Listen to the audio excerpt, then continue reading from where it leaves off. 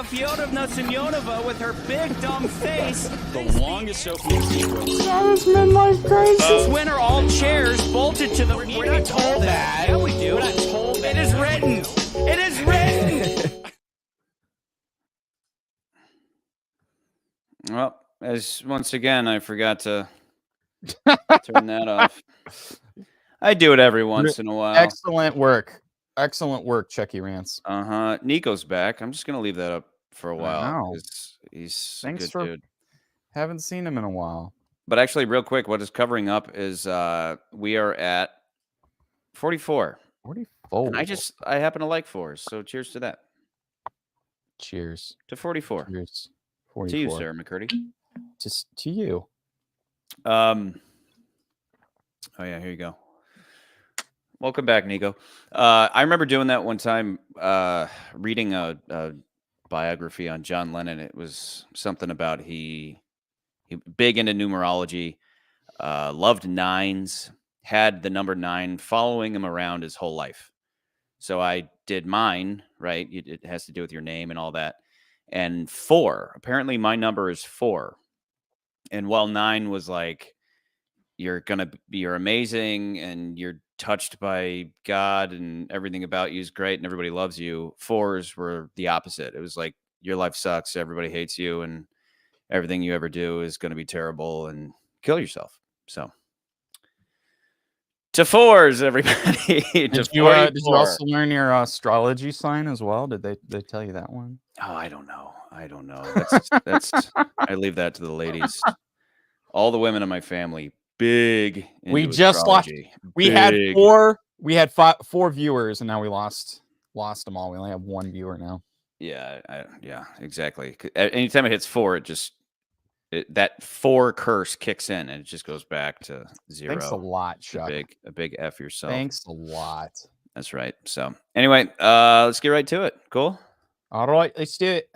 I gotta retool my screen here and go big.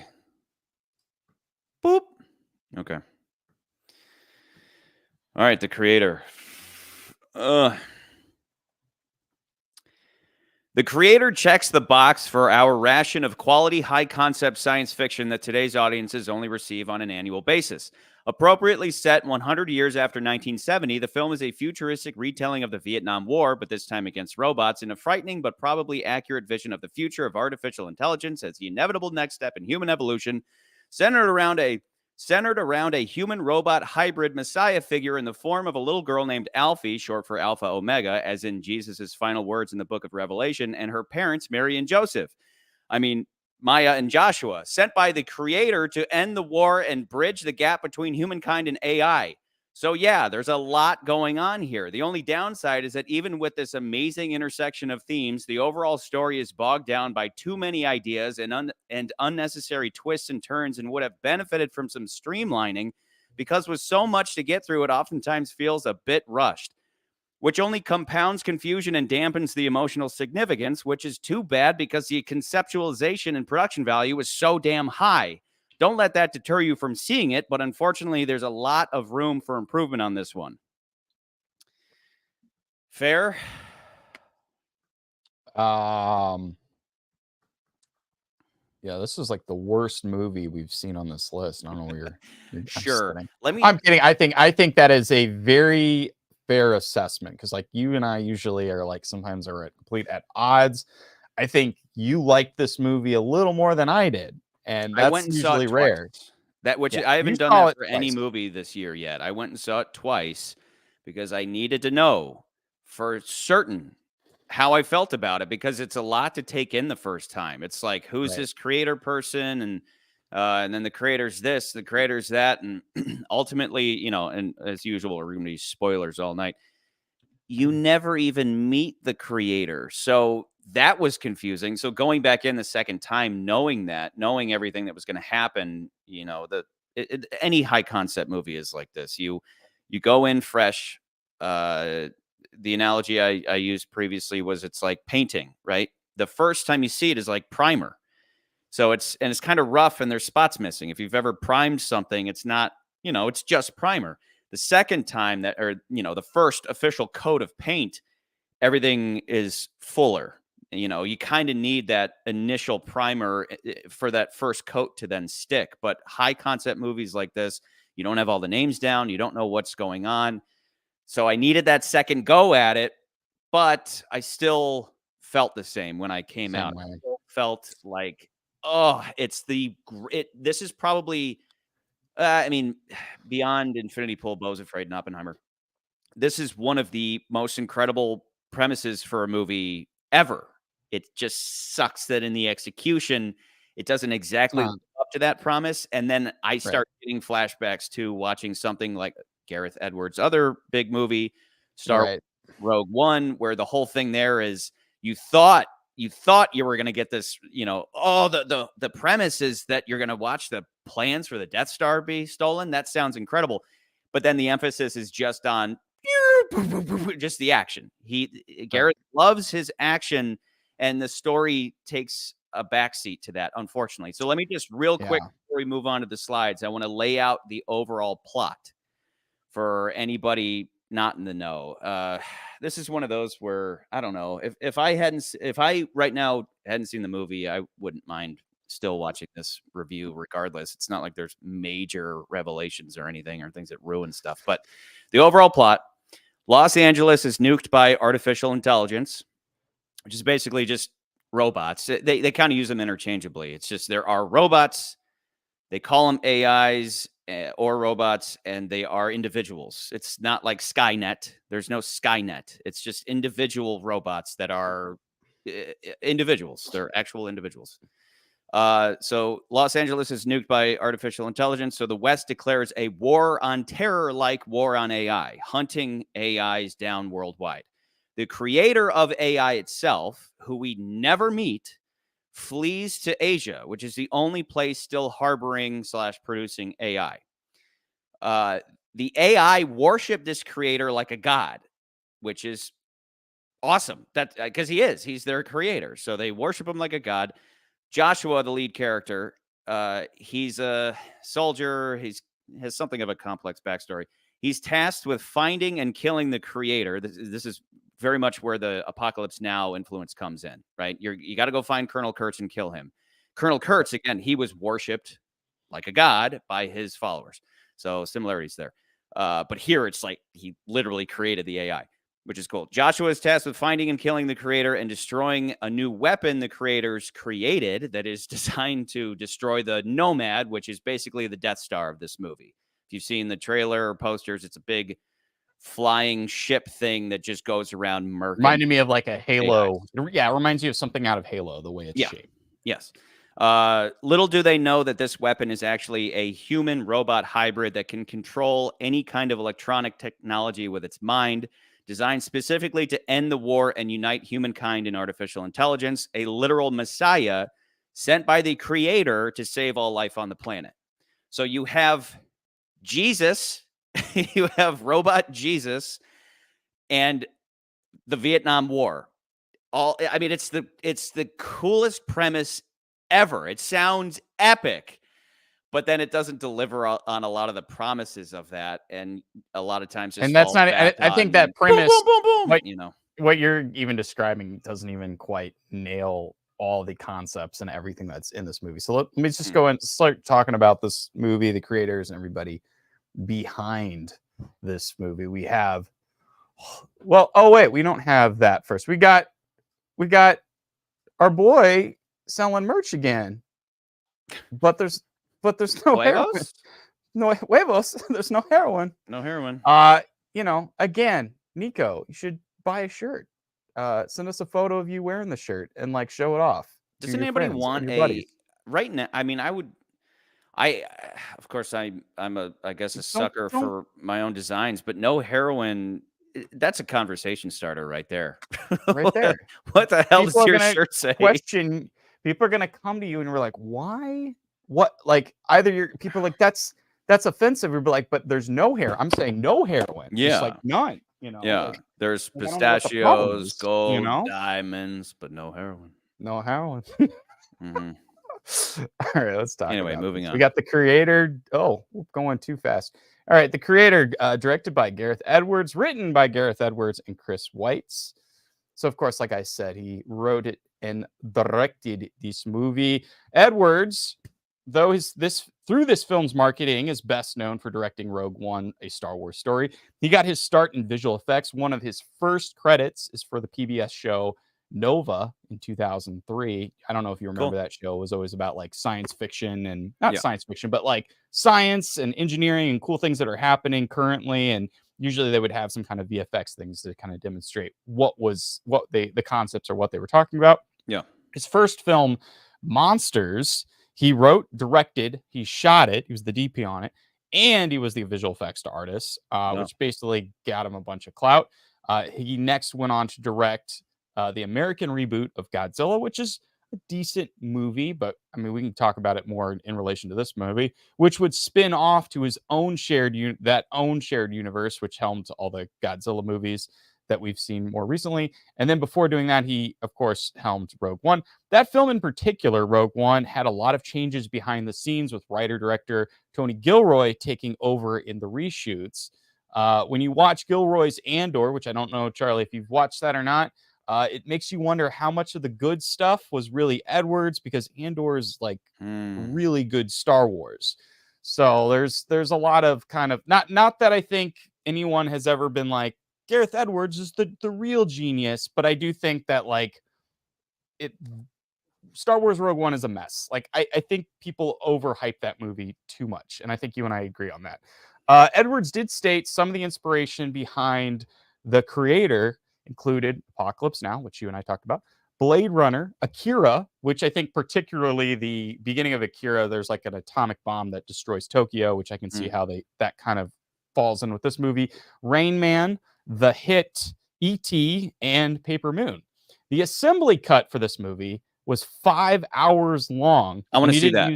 I want that. Tracks. I want to see that. The 5 hour long version of this film. So I want that. So the first thing I thought walking out of this was, and even as I said in my opener, this is rushed, unfortunately rushed, which just kind of kills the emotional elements because it's just next, unfortunately. Right. Yeah.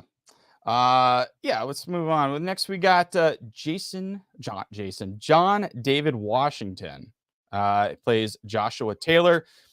We talked about the man's father only a few weeks ago. Yes, this is Denzel's son. He had cameos in his father's films such as Malcolm X and Devil in the Blue Dress. Most recently, he's gained notoriety with films such as Spike Lee's Black Klansman and Christopher Nolan's Tenet. He's been in other stuff prior to this, too. He was in the TV show Ballers, but those, I think, most audiences would say, oh, yeah, I recognize him. He was in those two movies. I did not. This is my first movie. This is the first time I've seen him. In the moment, especially in the first 15 minutes, I was going, I got to check the credits when this movie's done. If his last name's Washington, 100%, he's Denzel, because he doesn't look like Denzel. No. He sounds just like him. It was freaking me out the way he, you know how when Denzel really gets going, when he's really getting going, the way he would say, especially the way he nails his T's. I was like, oh my God, this guy, if this isn't the son of Denzel Washington, he could do a killer impression of Denzel Washington. Yeah. And then I saw his name in the credits and went, okay, like, cool. Yeah. So you hadn't seen Tenet or Black Klansman. I don't think this is his best, but I also think there are some scenes where I'm like, Garrett, you went with that choice. Like that was the choice you went with was that take. So I don't think he does the best job in this movie. I don't think he's a bad actor though. So I agree with that. That's kind of my feel about it. He's like, he's okay, but he doesn't blow me out of the water. Like, oh man, he's amazing. Yeah. Let's talk about Team Robot, Team AI. First, we got Gemma Chan plays Maya Faye Taylor, or AKA the creator, which in a bunch of spoilers we'll kind of go through, but that Nirmata is the name of the creator that they've given. Chan has been in a slew of popular films recently, such as Don't Worry, Darling, Raya and the Last Dragon, Crazy Rich Asians, Fantastic Beasts and Where to Find Them. She may be one of the few people who have played two different roles in the MCU. She played Mina Evra in Captain Marvel, and then she played Cersei in Eternals. And I guess there's like 15 other actors that have like been in they've done two roles in the MCU. Cool. MCU, which is like kind of a neat little tiny club to be a part of. Next, we got Kin She looked like Watanabe. Severine. She had a little Severine look and feel to her a couple times in this movie. And while Severine. as I'm working on Skyfall, I've got Oh, Skyfall on the gotcha. mind frequently. Yeah, so, yeah. And I don't think that it's not the same actress. So no. But but yeah, I can definitely see that. Yeah. Then we got Kin Watanabe plays Harun, who plays like a synthetic. He's basically like a robot, but he has like a human face. It's kind of an Simulant. android simulant. They call them that what they call 'em? simulants. Yeah. So this whole movie is, and we'll talk about how that was a bit of a misstep. That but aspect is there's that humans, aspect of the movie's kind of AI. So humans are humans, AI are robots, and then there's this mix Different called types of simulants, and they And just, I think they just they love have the having facial the hole in the head, which is a was weird like, thing. we're gonna win an Oscar because we keep doing this hole in the head thing. I Yeah, think that's why right. they kept it. Yeah, and of course, he has the best line in Godzilla, even though Bryan Cranston is probably the best part of that movie. He has also collaborated with Christopher Nolan on Batman Begins and Inception. So that's kind of a nice little tie-in. And then we got Madeline Una Voles, plays Alpha O or Alfie. She's 9 years old. This is her first credit to date. And I'm not going to jinx if she's going to be a great actress or not, because I'm usually wrong. Because the last 2 times I've said, oh, this person's going to be a wonderful, like something terrible happens with that person down the road. And you're like, oh, okay, never mind. So Hollywood's like, here, eat this, smoke this, great. inject this in your Like, veins. okay. And then, so. Well, no, I said Jonathan, like we talked about Creed 3 and how amazing Jonathan Majors was. And then like probably a week or two after that, his girlfriend, all this stuff happened. Yeah, allegedly, all that stuff happened, and then Rachel Zegler was like, I thought she was great in Shazam, and then all of a sudden, all the stuff about Snow White comes out, and she's kind of just hard to watch. She's a PR nightmare. Yeah, you're like, yikes. Yeah, maybe not talk as much. Maybe that would help. Just don't say anything. You could have said, the eat this, smoke this, inject this. What you said is said. What you should have said was nothing. Yeah. What you did say, you probably shouldn't have said for the movie's sake. All right, so let's talk about Team Human real quick. We got Allison Janney, plays Colonel Howell. She's probably best known for The West Wing. She was also in American Beauty, Juno, and I, Tonya. We got Mark Minkana. He plays McBride. He's done a ton of TV shows, but more recently he was in Ozark, and then another show that I would recommend to you is The Outsider, which is a Stephen King. It's based off a Stephen King book, but it's like a mini series. He plays kind of like, he's not the main villain, but through the events of that movie, the show, the outsider, the mystical thing that they're not mystical, the monster or whatever they're trying to catch, that thing like latches onto him as kind of like Renfield, kind of has him go out and do duties for him and stuff. It's pretty good in that. And then finally we got Ralph Ineson, plays General Andrews. I love that dude's voice, by the way. That dude's voice, is it always he's got like a that? cool voice. Did yes, they process because him at you all? know what he's in? I didn't know this. That's the same guy from The Witch. That's the dad in The Witch. Cool. Yeah. So, and that movie's great. He also played Amicus Caro in Harry Potter, in the last 3 Harry Potters. I think that's the prime minister, or the minister of magic in those last 3 movies. Okay. And then he had a role in Game of Thrones. He played Dagmir Cleftjaw, which I had no idea who that was. And then I had to, because I think you and I talked about it recently, Game of Thrones, you have to go back and then you're like, oh yeah, this is that thing. And I didn't realize this character was here.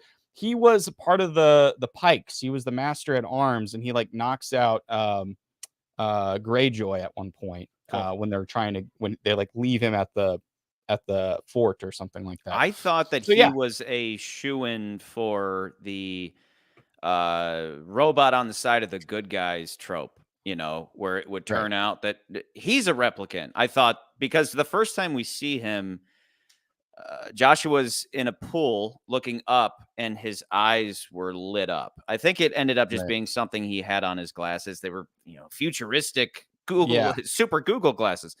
And then also there's a scene towards the end of the movie where he has these lines on his neck that almost looked like maybe they were a hint that he was synthetic, but he's not. He's just human by the end. But even with that voice, I mean, his voice is incredible. So all these things, I was like, oh, is it going to be that I want trope to see of him. I just want to see he's him in other things. AI killing AI, you know? But no. Yeah, Again, I want to see him in other things. He's pretty cool. We never saw him die, though. That was odd. The last thing he does is he's like, get them. And then we don't get any satisfaction of seeing him, you know, combust or anything like that. But, you know, what in the 5-hour version, I'm sure we do. So whatever. you kind of laid out your thoughts. Let me kind of run through mine real quick because they kind of are on the same token. So on the whole, I enjoy this film for its aesthetic visual design, which is Yes. you and I both agree on. I like the Japanese influence of the title cards, and it made me feel like this was in the same vein of what Lucas was influenced by for Star Wars, which would have been Hidden Fortress or Seven Samurai, as far as the Japanese Akira Kurosawa influences. But I don't think that of this as a particularly good movie because too many interesting ideas that don't work cohesively together. And I think, and you guys, you and I kind of talked behind the scenes a little bit about this.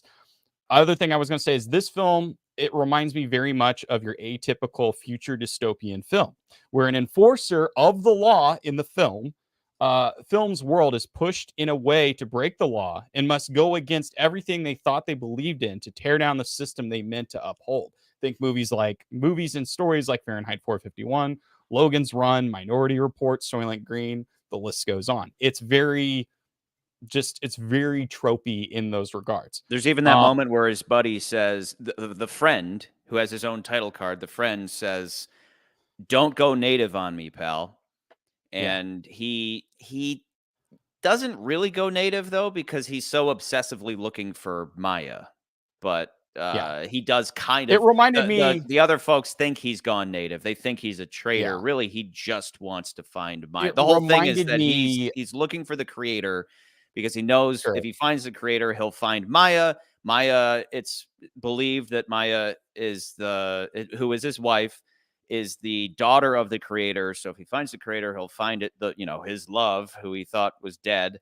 And continue. Yeah. So let's get into this aspect real quick because I have more to talk about with that critique of multiple ideas, but I'd rather just kind of talk about these list of different ideas. I'm going to be right there with you. Because what I mean by that is that in a story like this, and again, it's a dystopian future, and think about any dystopian future, it's always there's one rule, one law, one thing that separates it from our current world, but it's talking about our world in some way. So classic example would be Fahrenheit 451. It's a world where books do not exist. They have to burn books because it's like this idea of like books are dangerous things because they have ideas. Ideas are dangerous. If you're going to control your population, you want to prevent people to having ideas. So you have some kind of specific thing that has to be different. In this movie, it's specifically AI, like the idea that we have all these robots running around.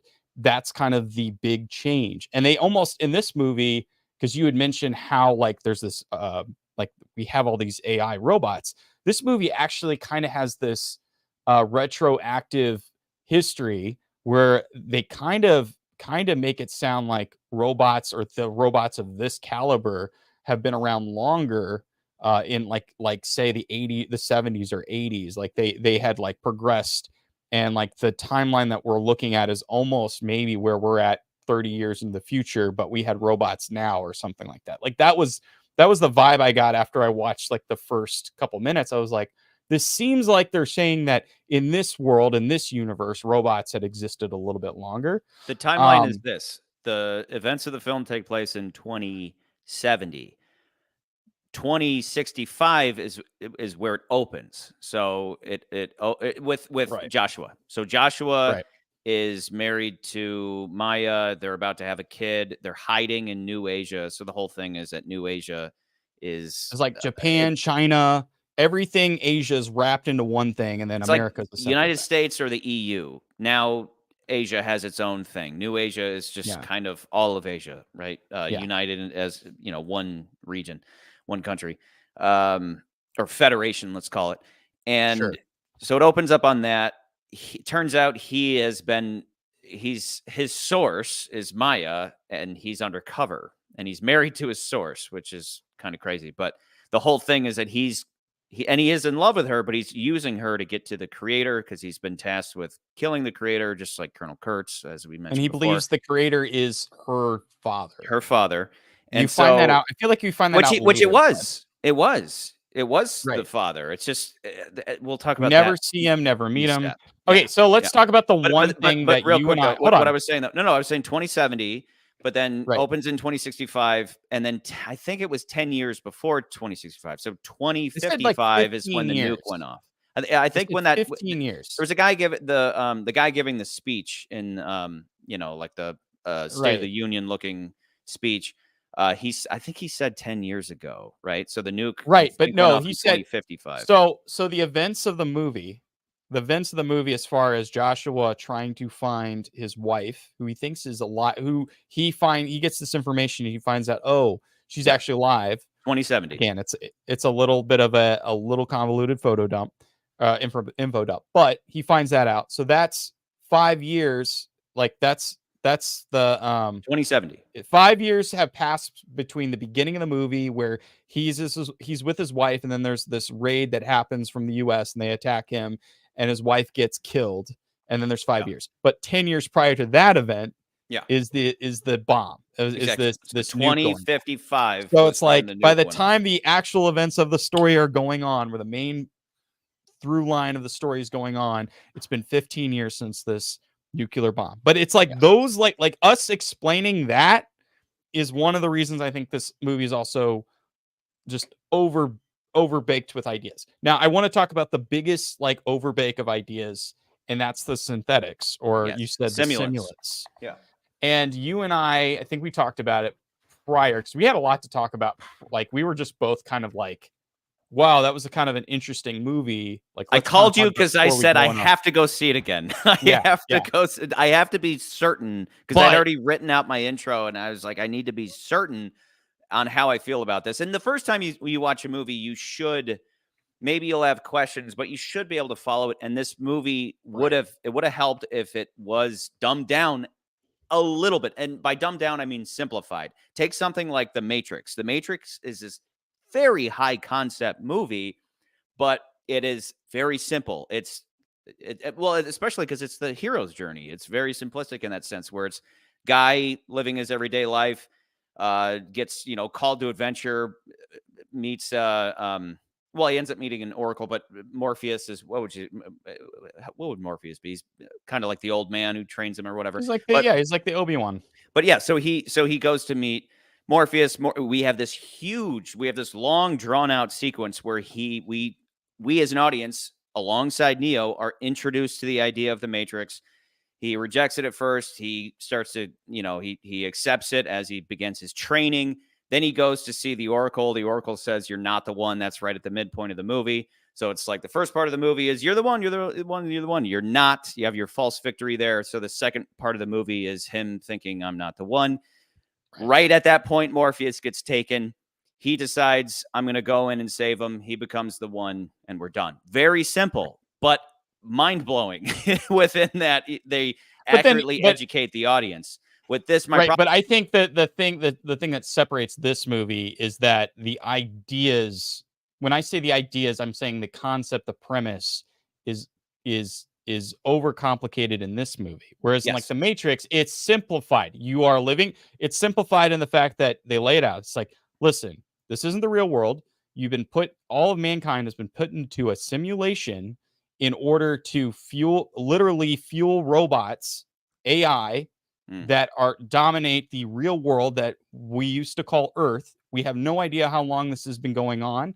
And we are trying to find the one to save us. Yeah. That's very, there's no weird extra add-ons. There's no weird extra add-ons to that. Yes. And it's just a straight line. It's just one scene follows the next in a straight line that you can watch the movie a million times, because there's nothing wasted. No moment is wasted. There's an entire sequence in this movie that's wasted, but we'll get to that. Just to wrap this back into what you were saying, the biggest misstep of this movie is by having the weird mix, the simulants. So you have humans and you have AI.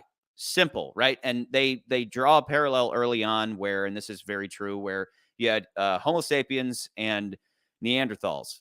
Some people say Neanderthal, and they sound weird when they say it. Homo sapiens and Neanderthals. And so you had these two species not exactly coexisting because they're an other, and so they're seen as a threat. So Homo sapiens, as they say in this movie, I think she said raped and murdered the entire species to the point where, we still have most humans still have some Neanderthal DNA, but they're gone. They were wiped off the face of the earth. And which is the same premise in the X-Men. It's always like, we got to get rid of these mutants because if they're the next step in evolution, then they're a threat. And so we can't coexist, only one winner. And so hence this war. But the problem is that at the same time, you have this middle group called the simulants, and they're the people who they look like people, but they have little holes in their head, and they're robots with human faces. And it just not only does it complicate things, because it should just be AIs and there should have been some robots that were a little more humanized. Instead, they're always just robots. So you don't care. Like this guy right here, like when that guy blows up, you're like, who cares? I'm gonna 100% disagree with you, but I'll explain why. You cried when this guy exploded, but no. I 100% disagree with you, because it's not that the simulants exist. That's, to me, is not what makes it. No, I'm getting to my payoff here. You're getting to your payoff. Let me pay this off. The reason why pay it off. The simulants should never have existed is because it cheapens the significance of Alfie. The whole thing is that Alfie is all these people, the whole movie, they're like, wow. And what is she? But I'm especially seeing it a second time, I'm going, she's a simulant, just like you. But everybody, they were shocked that there's a child simulant. I'm like, if you can make an adult simulant, is it that much of a stretch that you can make? What I wrote down, I said, what makes Alfie visually interesting or unique within the world is that she, for we, the audience, would feel the same way. Because we're not like, as an audience member, just a very simple, like, if you're an audience member, you're watching this movie, you see this crazy world. How does her presence, what is it about her presence, make it visually significant that she's different, when already the world that we're looking at is already so bizarre and different from our own? So you have to have something that makes it ridiculous. I was going to point and I agree with you on that point. The thing that I think makes it the whole synthetic or simulants weirder for me, that doesn't adds a whole other can of worms, is essentially like the Black Mirror stuff that and there's like one scene, and they use it later on at the very end, tail end of the movie, to kind of like as kind of like this a thing that wasn't necessary. But basically, there's a scene where Joshua has one of the soldiers. They had this raid. One of the soldiers that they had the raid where they find Alfie. He's still alive, and they're trying to get they're like, we're gonna get you to safety. We're gonna get you to. We're gonna take care of you. And he's dying. He's dying in the back of out of a truck, and they ended up leaving him because he dies. And so they leave him. And then there's two other characters who, one of them is Colonel Howe, who's this woman who's like, her whole motivation is like, my son was murdered by these AI robots, and both my sons were. So I'm kind of like, she's really towards the cause and everything. And she has her kind of crony dude that's with her, and they find the guy. Well, because they have these simulant guys, or whatever they're called, because they have those, for some reason, they are able to take, they have one that's knocked down. Download your consciousness. They can download their brain. Like they basically have the device, they bring it out, and they download your brain, like your brain patterns, basically. Download everything that you knew at that present moment. And it's a creepy, it's an effectively creepy scene. But the problem is, it's already stuffed in a movie where it's like, did we need that? That's the thing where I was like, yeah, this should have been a whole different movie. But basically, that's a movie in and of itself. They transfer this guy's conscious to the simulant, and the simulant wakes up, and he's like, I want to talk to my wife. And Colonel Howe's like, Well, first he Dude, looks you're over already at his dead. dead body. He looks over and he's Right. like, "Oh God, I'm dead. Tell my Dead, wife yeah. I love her." And they're Yeah, like, and he's "Shut like, up "Dude, and tell we us need." where And then the Joshua other went." guy's like, but for some reason the other guy's like, "Hey, we only got like 10 seconds before this thing stops for some reason," but they don't really explain. They said it was because he'd been dead for a while, I and that was guess they were like, "He's been dead for a while, so we'll probably only get he's been dead for like hours, corrupted so we'll data probably or only get something like 30 that. Yeah. seconds."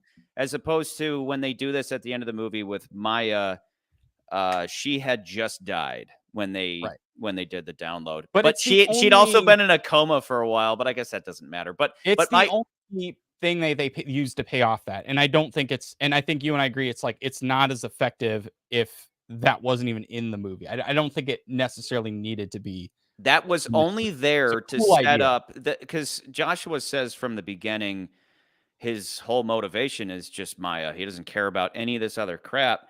And he Yeah. says to Colonel Howe, right? How? Yeah. Hal, he How? says to the Hal is another science fiction reference. Is it Hal as in No, Hal? not Hal. Howell. Okay, Hal.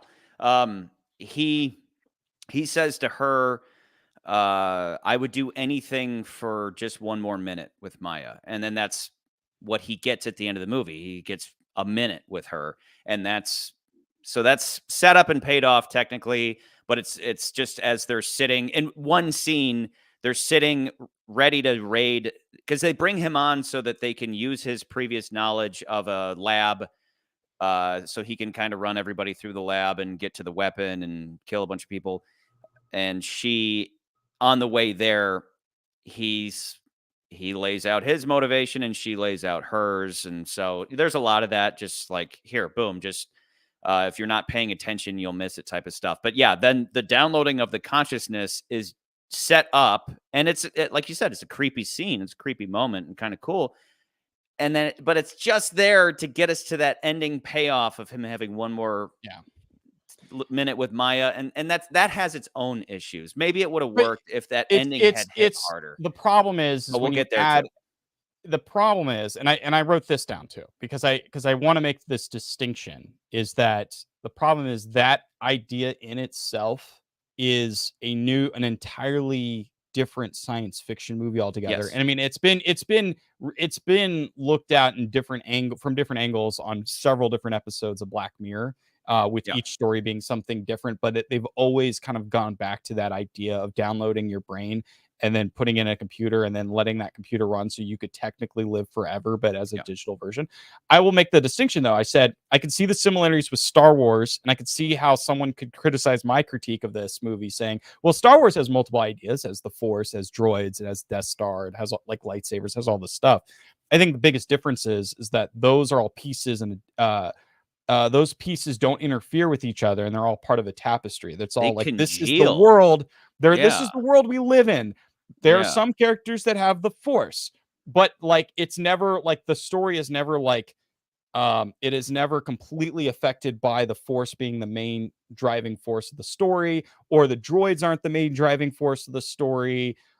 It's like we like the simplest thing is like there's these bad guys and we got to stop the bad guys. Like that's really very simple. Like just very we've got to stop the empire. That's it. But this movie, it's all about like we have to find this creator, and there's this world with AI, and it's humanity versus AI, and that's a big idea in itself. And then when you start adding in this Black Mirror stuff, that seems like it's a completely separate thing that could have been its own movie where we're living in this world where you could live on forever. And is that the right thing to do?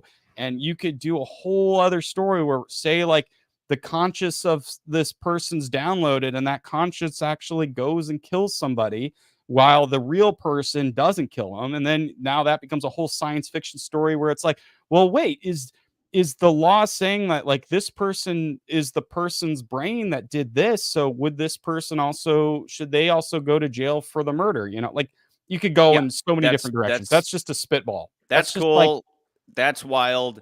That would have been very effective, whether in this movie or in another movie or whatever. But right. the point is that this was just another. Wouldn't it be cool if that is just thrown onto the pile? It's just throw every idea into the movie. Right. And like I said, it was just there to set up that ending. But if the ending had been more effective, I would have been for it. The ending has its own problems. But let me just real quick just wrap up what I was saying, which is that the biggest misstep in that realm is the fact that you have simulants running around, which diminishes the significance of having this little girl who, if there were no other simulants, if she was the only simulant, it would be it would make sense that everybody who saw her was going, what is she? Right. Oh my God. Instead, everybody was just impressed that it was a kid, which isn't impressive because it's like, well, why wouldn't you be able to make a kid? It seems like Then you're taking a cool looking design and making that the focus. And like this is why I go back to a visual cue thing where it's like if you are so in love with that design of like the face, but like the ears, right? Like we are with no ears with the like robot tube thing hole going on in the there. head thing. Yeah. If that's like the thing that you think's the coolest thing, then like I agree. I think that should have been that thing. But it's hard even more so when you've had audiences that are so used to science fiction stories with cyborgs and androids, when you got things like Data or you got Blade Runner, where in Blade Runner they're like, we're replicants, like they're basically replicated humans. Yeah. But they look exactly like humans. There's not a weird design on them. Yeah, there's nothing to tell you that they're different other than some like weird cue and things that they've added in those stories. But that's where, again, I think that's where that idea in itself, it's like you're really attached to that look, but it doesn't, when you start putting it in your world and running the script or story that you've run, it goes in weird spots.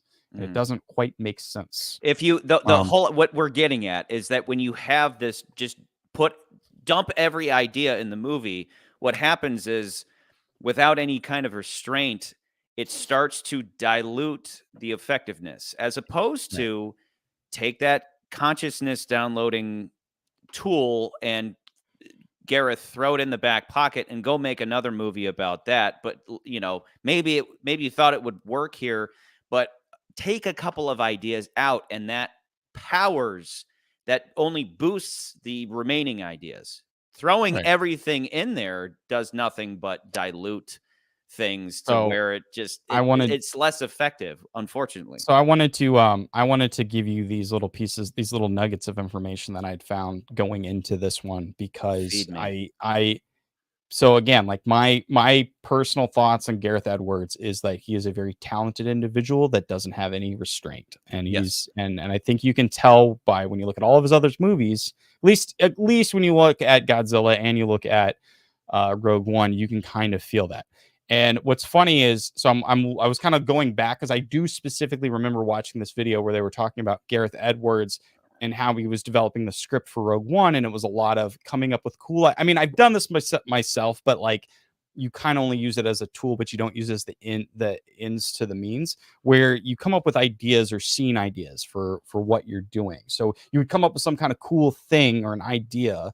And I feel like he did that a lot in Rogue One, specifically like the squid scene, which is supposed to be like this squid thing that Saw Gerrera has that they use to interrogate people, but like it never fully, like that whole scene never fully fleshes out to understanding like what exactly was that thing for and why did they actually need that in the story. But I looked at, as I was watching a couple podcasts and other things, one of the quotes they said Tony Gilroy quoted on Rogue One when they were making it, because again, Tony Gilroy was kind of brought in to kind of help flesh the script out and kind of fix things, and he was there kind of the later half of it, kind of overseeing everything.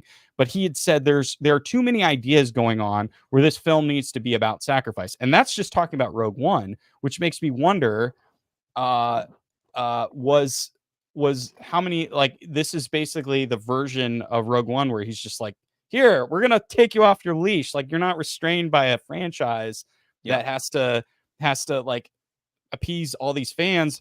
We're gonna let you do whatever you want. Also in that same podcast, they were talking about a source saying that they heard Edwards would improvise too much, to the point where he's almost improvising characters and themes where like characters would kind of have different motivations, then he would shoot it multiple different ways. That can be problematic because if you're not consistent, it's like, well, now, like, how is that going to look in your final product if someone's going to edit your film and you're like, I've got 5 different versions of this character, which one are we going with? Yeah. And that's also kind of what I felt in this movie. I felt like especially with that's why I felt the same way with Denzel's son, where I felt like there are scenes where I think he's good, and then there's some scenes where I feel like that felt like an improvised, like, hey, try to do it this way kind of thing, and they kind of went with it, but they didn't go with it throughout the entire thing. I kind of, on that note, I kind of get annoyed with movies where the classic, how do you show people are in love? You just have the flashback of running around on the beach and just dancing and just Oh, the type of like stuff the where classic, like, field, like, you got to have a field and people like putting yeah, their, like, the artsy stuff. yeah, it's Terrence just Malick type kind of shit. like it was absolutely Terrence Malick bullshit. The initial scene with them probably would have worked fine. It was kind of funny. It was sweet and innocent. There's even a moment where he says, "Are you sure I'm the father?" And she kind of hesitates, which is interesting, and Yeah. that's another problem in and of itself, where it's like, is Alfie his daughter or not? But They make like they they kind of explain that that's what it it's like a was, but scan not. of his daughter. It's a Yeah. scan of the embryo that was his daughter put into this robot, And and then that blah blah doesn't even blah. make sense because they never explain in in some movies they would talk about like a movie like trying to think of a robot movie. Like a movie like The Millennial Man. Remember that Robin Williams movie? Like they kind of Bicentennial Man, Bicentennial and Millennial Man. Sorry, yeah, where he Bicentennial Man. lives for He 200 lives years. forever, and they kind of explain how he gets this different version of skin and like how Yeah. that all be like there's an evolution there. In this movie, they don't quite clearly explain what the simulants, how their bodies are different from humans. Like, is it like just a synthetic skin? Is it like a living organism? So Yeah. then when you add that idea of like this Alfie is like supposed to be a copy of the embryo or the baby that she was going to have. And they even have a scene where she's like, there's an embryo and she's like working on the embryo, which is going to be Yeah. Alfie. You're like, so wait, are you telling me like she's working on a robot baby and then the baby grew? It would have I been was like, what? it would Like, have had what? so much more emotional pull I was if like, 'cause what? again, the hard thing, even from the get-go, what they set up is the classic what's real and what's not real, and it's echoed throughout the movie. So in the beginning, we see that Joshua has this job where he goes through the ground zero wreckage of the nuclear explosion in LA and is cleaning it up, and they find a robot that suddenly comes back to life and is screaming about its family or whatever, and he kills it. He just executes it on the spot, and his partner is going, "Oh my god, oh my god!" Which, by the way, they did censor a couple f-bombs. You can tell. Oh, She said, "What the f?" And they changed it to what the ish or something something like else. that. But they did that a couple times. When he says to Alfie, "We're gonna play a game. I'm gonna help my friend Joshua not get killed by the effing police." But you could tell they ADR'd it to friggin'. But this isn't. Is this R? Or is this PG-13? I think it's a classic case of they saved their one They F go bomb R, and for then they Alfie. say, "Never mind, we're not going to make that much money on this. We got to change it to PG-13." Yeah, they I gave think the it's one F PG-13. bomb to okay, yeah, so they let Alfie It's say PG-13. when Alfie then repeats that line to the Asian woman, simulant, Right, she actually says the F word, which doesn't make sense because he said right. friggin', and then she says So I wanted to point fudgin', something but out because now that you said you've seen this twice, but and knowing that there's like a 5-hour long version of this that was somewhere, right? There's mm, a part of me that wonders the thing that you and I were harping on with the Black Mirror download your brain stuff. I wonder if that had a bigger part, and like that to me would make more sense if like they had established that like even some humans started downloading their brains into robot bodies because they were dying and so they wanted to live on, and like you could have made that a whole thing, uh and it would have made the story way more complicated. But then when you It get would to have that added scene where they significance to when people die. It would have right, made and it then because that's the problem. This is what I was just sorry. This is what I was just saying is that right, that theme is echoed a couple times where at first he's the one saying it's not real, it's just programming. And right, then he has a series of dialogue scenes with Alfie about, heaven and do robots go to heaven? go Oh, to maybe only heaven, people do. some And then Blade by the Runners end of the type stuff. movie, by the end of the movie, he's kind of attached to some robots, and the Americans take him away. They take him and Alfie and split them up, and he's screaming about this or that, and some guy saying to him, "It's not real. It's just programming." Programming. So that's a solid theme, but that theme hits heavier if you have simulants that aren't just copy and pasted. One of the characters, his friend, at one point even says, most of these are just copy paste, but Alfie here is really special. So it's just adding to this idea that it's like my thoughts on the multiverse. When you just can have a million versions of any character, what does it matter if somebody dies? There's no significance. So anytime a robot dies, you're not going, oh no, they didn't humanize any robots. Instead, you're just like, who cares? There's Ken Watanabe or whatever. There he is again. There's Maya again. Well, with him, okay. Here's my thought on that though. I think when it was like Ken Watanabe, it's like I never said I never cried or anything in this movie, which is surprising. But I at least I could see where it's like, okay, I can at least have a little more attachment to a character like that, because it's like, oh yeah, I recognize that person. He's a person. He's got a human face. But there's a scene where the guy that's right behind you gets killed. That robot gets killed. And there are these kids and people that are in the village that knew this robot, and they freak out.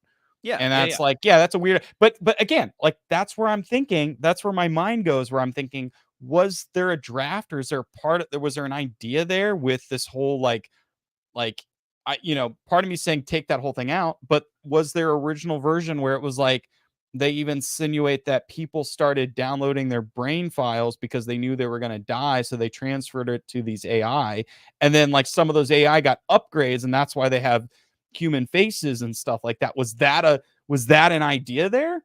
Can I just Maybe it comment on was. that real quick? Go ahead. If that's possible, why in the hell did the creator not do that? Maybe, and I think you and I said, Don't you think that would be painfully obvious that if the creator died, but he could download his consciousness, that he would, and that the creator, he still would have met, like the creator in the end could have been that simulant. Ken he could have been Ken Watanabe. We talked about that too. That's something that's confusing too, because you're like, who is he's this very guy? father figure-ish, and you're like, yeah. and he's like, he always kind of plays like a mentor type role, or some kind of like he keeps calling him brother. There's a family of simulants and robots, and they all look out for each other. Because they're the Viet Cong in this. They are the Viet Cong. Essentially, they have a network of bases. They all look out for each other. So you're early on. You're like, okay, wait, is Ken supposed to be Mia's father's likeness? Because the whole idea is that, and again, this just adds to the confusion that there was this drive. Donate your likeness. Go be scanned so that your likeness can be given to AI, which is weird in and of itself. Weird. Why do you need to donate your likeness? Can't they just come up with their own? They're AI. Just come up with a face. So that's just another. Or it's like thing where it's just a weird thing where it's like people are like, oh, well, we want this actual person's face, or I don't know. It's weird. Okay, I need to talk about the other weird thing. There were two other things I wanted to mention, but the one that I always thought was weird, and again, going to my theory, if the story was this at one point in time, it makes a little more sense to me. I want to see but the if it's 5 hour not, I kind of wish this movie was a trilogy. I wish this was we just talked the about beginning it of a trilogy. Right. We talked about this, but I thought that I really thought the Buddhist robots was a weird, like a very strange idea in this film. And I think maybe you said you rewatched it and you were like, well, they kind of worship the creator, and I could see maybe like these, but like literally there are robots that are monks. They are Buddhist monks. Yep. It's a very strange idea to me, because if I'm like my logic brain would say, and I'm going to get a little agnostic here, but I would say that like human beings, if you look at all cultures, we usually have some kind of religion or had come up with some religion because we were trying to explain where we came from, why we're here, all those big philosophy questions, and that makes sense to me. It's like whether you believe in it, believe in a higher power or whatever you believe in, there's a reason why human beings we've always done these things. But when it comes to robots, it's a weird idea because to me it's like, yeah, but robots know where they came from, or that should be pretty Their obvious. God is right this, there. they're There's your God. right. You can go talk to him. The human beings, they created you. So why are you? I mean, I get it that like if there's probably somebody out there that say, yeah, but Buddhism's a very different type of religion. It's more about how you treat other people, more so than other religions might be a little more hung up about like the creation theories or the myths and things like that. I don't know, but it is a weird thing. Again, that's just like that to me reads like Gareth Edwards like, wouldn't it be cool if like some of the Buddhist monks that are at this temple are actually also AI robots, and then it's kind of intermixed of like simulants and humans and robots, and they're all like Buddhists. What I Very said kind of to strange you, thing. what I said to you was, And I don't I buy think that. they adopted the culture that they were in. They adopted that Sure. culture. And it was odd when you walk into basically he ends up at the end of the movie when it's finally time to see Nirmata, which at this point he's been told Nirmata is Maya. So the creator's dead.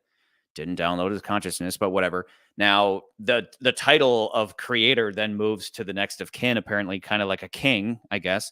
So now Maya is Nirmata, even though she's been in a coma for a while. Again, we'll kind of talk about that in a bit, but he walks in there and there are statues. There are even statues of AI robots. Yes. They're praying, and that's me again. That does not make pose, sense. There's a it logic there. There's this weird logic where my brain goes like that I understand it's a cool look thing. Unless like, it's again, what the creator wanted. That's why it would have made still sense. doesn't make sense to me. But that's why it still would have does not been make better. sense to me. That's why it's a big disappointment for me. Again, imagine if you got to the end of Apocalypse Now and this whole journey to go find Colonel Kurtz, which just to point out real quick, part of the genius of Apocalypse Now / Heart of Darkness is that you have this road that they're on. They're on a river, and the whole mission is to follow the river, which acts as a story structure. Along the way, they run in very much an Odyssey type fashion. They run into different characters, and that's where the story happens. With this, it would not have been great if there was more of a kind of, they're on foot and they got to make their way to get to what was called heaven. It was Dian Dang or whatever, the thing at the end. And then once they get there to actually meet the creator, can you imagine if at the end of Apocalypse Now, they get to the end and Colonel Kurtz is dead, or Colonel Kurtz was in a coma?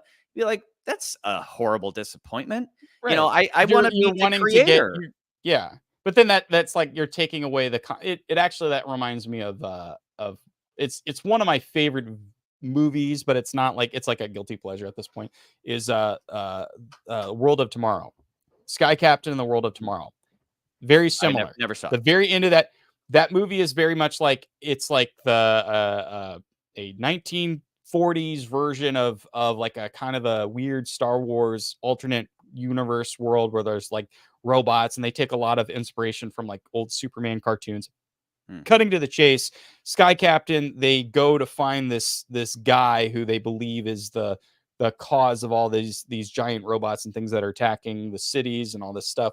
They get there and they find out the guy's dead. He's been dead this whole time, and you're like, okay, that's kind of a disappointment. You get to the end of the movie and it turns out this guy is like, there's kind of a cool idea there where it's like, oh, well, all the automation had been running and he just died. And so like these things just kept going and going. There's kind of a cool idea there. I can see that. You're like, as the audience, I feel like you're slightly disappointed. You kind of wanted to see this. I think the character is called Totenkopf, and you wanted to see him. You wanted to see the bad guy. And it turns out he's been dead for several years now. And you're like, and maybe that I haven't seen the movie, so maybe that works. Maybe that doesn't. But with this, again, I cannot help but point to the inspiration, which was Colonel Kurtz. And you wouldn't have any of the scenes with Colonel Kurtz to see just how mad he's become or what his motivation's been. So to hear about the creator and just the whole time you're hearing about it, you want to have that dialogue scene where it's like, why is he doing this and what he hopes for his people, and possibly seeing him interacting with AI as he's kind of maybe he has a bit of a god complex. I don't know. Wouldn't that have been fantastic? But no, he's dead. So and then it's just there's a sequence that I'll get to where I think the whole sequence should have been thrown out, but it's just his buddies like, by the way, we never told you Maya's Nirmata, and all Nirmata means is creator. So, which is kind of, that's also they define it very quickly in the beginning of the movie. There's just like one of those movie tropes like, I'm not a fan of. There's a movie trope I am not a fan of, and that is, and a lot of indie movies do it, where they put a definition of something in the beginning of the movie to explain something.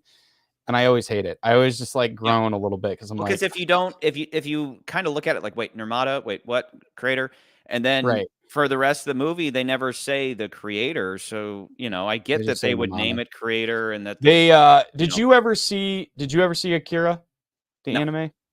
No. So there is an element besides the bomb in the beginning of the movie. There's another element that is similar to Akira, and I can see where, again, I can see Gareth Edwards coming up with crazy ideas and being like, oh, I want to take this thing from Akira and put it in my movie.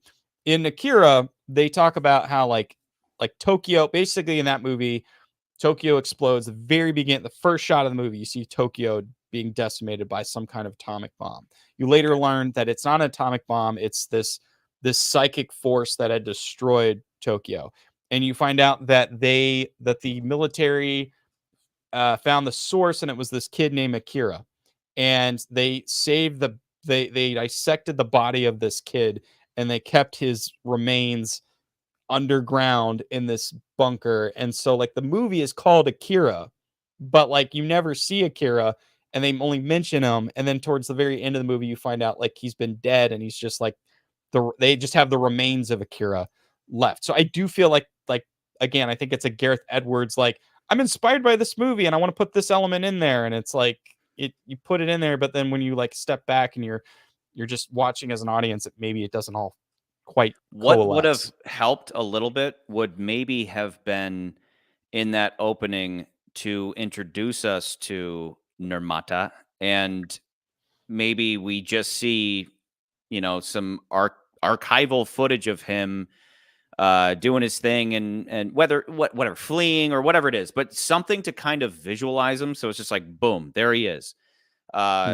Seeing him amongst the AI or whatever it may be, that kind of would have helped with some clarification, so that later when he's dead, you're just like, oh, so wait, so just forget about the creator now? That's gone now? Oh, okay. And if you daydream for 2 seconds, you would miss that. With no visualization, it just becomes confusing. I mean, even if it would have been, imagine if it would have been Ken Watanabe as the creator, so that then that justifies the usage of his likeness for the rest of the movie.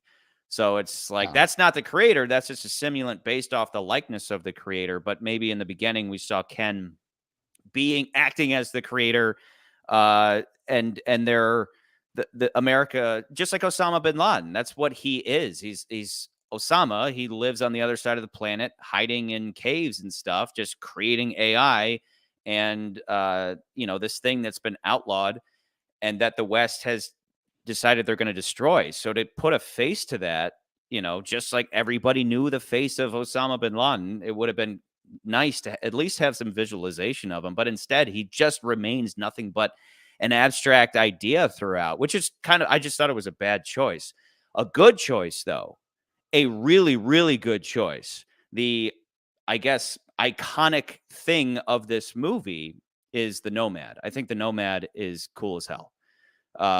The girl, wait, I think the girl was specifically designed. They say this, the creator has made this new weapon. It's specifically designed to take down Nomad, which is true. It's going to destroy Nomad, which is it ends up being literally true, but the idea of they never, it's a matter of perspective, right? And that's what's cool about the idea is that the girl is designed to end the war, but not destroy the West or anything, but to usher in an era of peace between the two. And the war, Because the this is U.S. Neo. is like The little girl is Neo. their whole fear. Yeah, the U.S.'s whole fear is that if that the war is coming to an end, we have this super weapon that is basically like stamping all these robots out, and if we don't get rid of all the robots, mankind will cease to exist because robots will take over. That's their philosophy, that's their worldview, that's their mindset.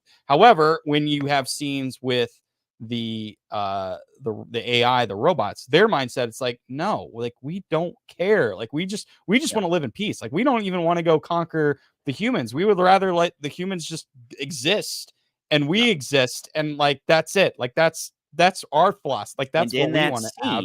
There is a scene where Ken Watanabe has Joshua locked up on a boat, and they're going from A to B, and he says, "The war you're fighting is predicated on a lie," which is a common thing. You know, I talked about it somewhat extensively in the Tomorrow Never Dies episode about how almost every war we've ever been a part of has some kind of event that it is sometimes suspected that the government knew that was going to happen. Some would say we knew Pearl Harbor was going to happen. Some say we knew 9/11 was going to happen. Things like the Gulf of Tonkin that threw us into Vietnam was manufactured, full stop, 100% proven to be true. The case that the Gulf of Tonkin, where a Vietnamese ship fired, I believe it was a Vietnamese ship fired on an American ship.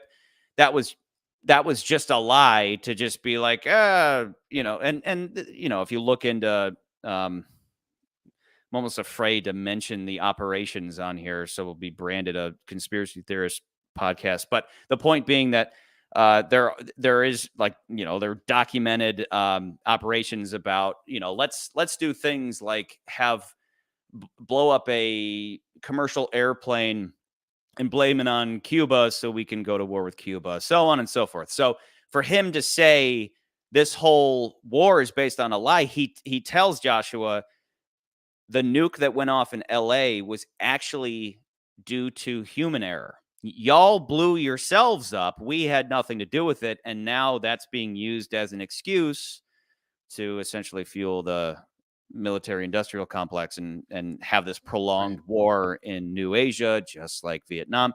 The trouble, though, I know when we talked yesterday, you pointed that out. My big issue with that was that it wasn't just that particular scene, but that's one of the cases, is that there are a lot of revelations that happen in this movie, turning points, and they really feel like there's a lot of times where it's just kind of told to you. And if you're not paying attention, I can see where that, like, and when I say they're just told to you, it's very matter of fact, and it's never given its weight. It's never given a push in, a sound cue or anything. It's just kind of matter of fact. And I see where, like, you and I talked about it. You were like, that's kind of a character thing as much as it is a revelation. But then there are other revelations, such as like finding out, oh yeah, by the way, your wife, she's the creator. And it's like, and like in a better movie, dies. And you're like, and then in a better movie, right. In a better movie, it would have been given like a lot more of a musical cue, or like there would have been more of like a something. Everybody pay attention. Something this is a big to visualize. Like when we talk about just like, sometimes we'll talk about cinematography and you'll be like, who cares about cinematography? But like when you're talking about like a camera direction, and how camera direction does make an emphasis on what is being seen in the picture, whether it's like, like a great example is like right now you're editing my movie. Like there's a reason if you're going to pick a close up versus a wide shot, right? Because if you pick up a wide shot and there's important information, that information doesn't seem as important. If you go to a close up and you say the same thing, we are led to believe that like, oh, that's an important thing. This is a thing that like people will argue why Michael Bay isn't a really great filmmaker, is not a great filmmaker, because he'll go to close-ups on almost everything and try to do all these cool shots without any like reasoning behind it. There's not information that's super important that needs that close-up. So there are a lot of times where I felt like the movie kind of just gives you information and it's just kind of handed to you. Like I said, if you very matter of daydream for fact. a second, you're gonna miss that, and You're because just you're gonna not, miss it. it's because it is tell, don't show. So it's like, remember that creator guy that you've been after for over 5 years?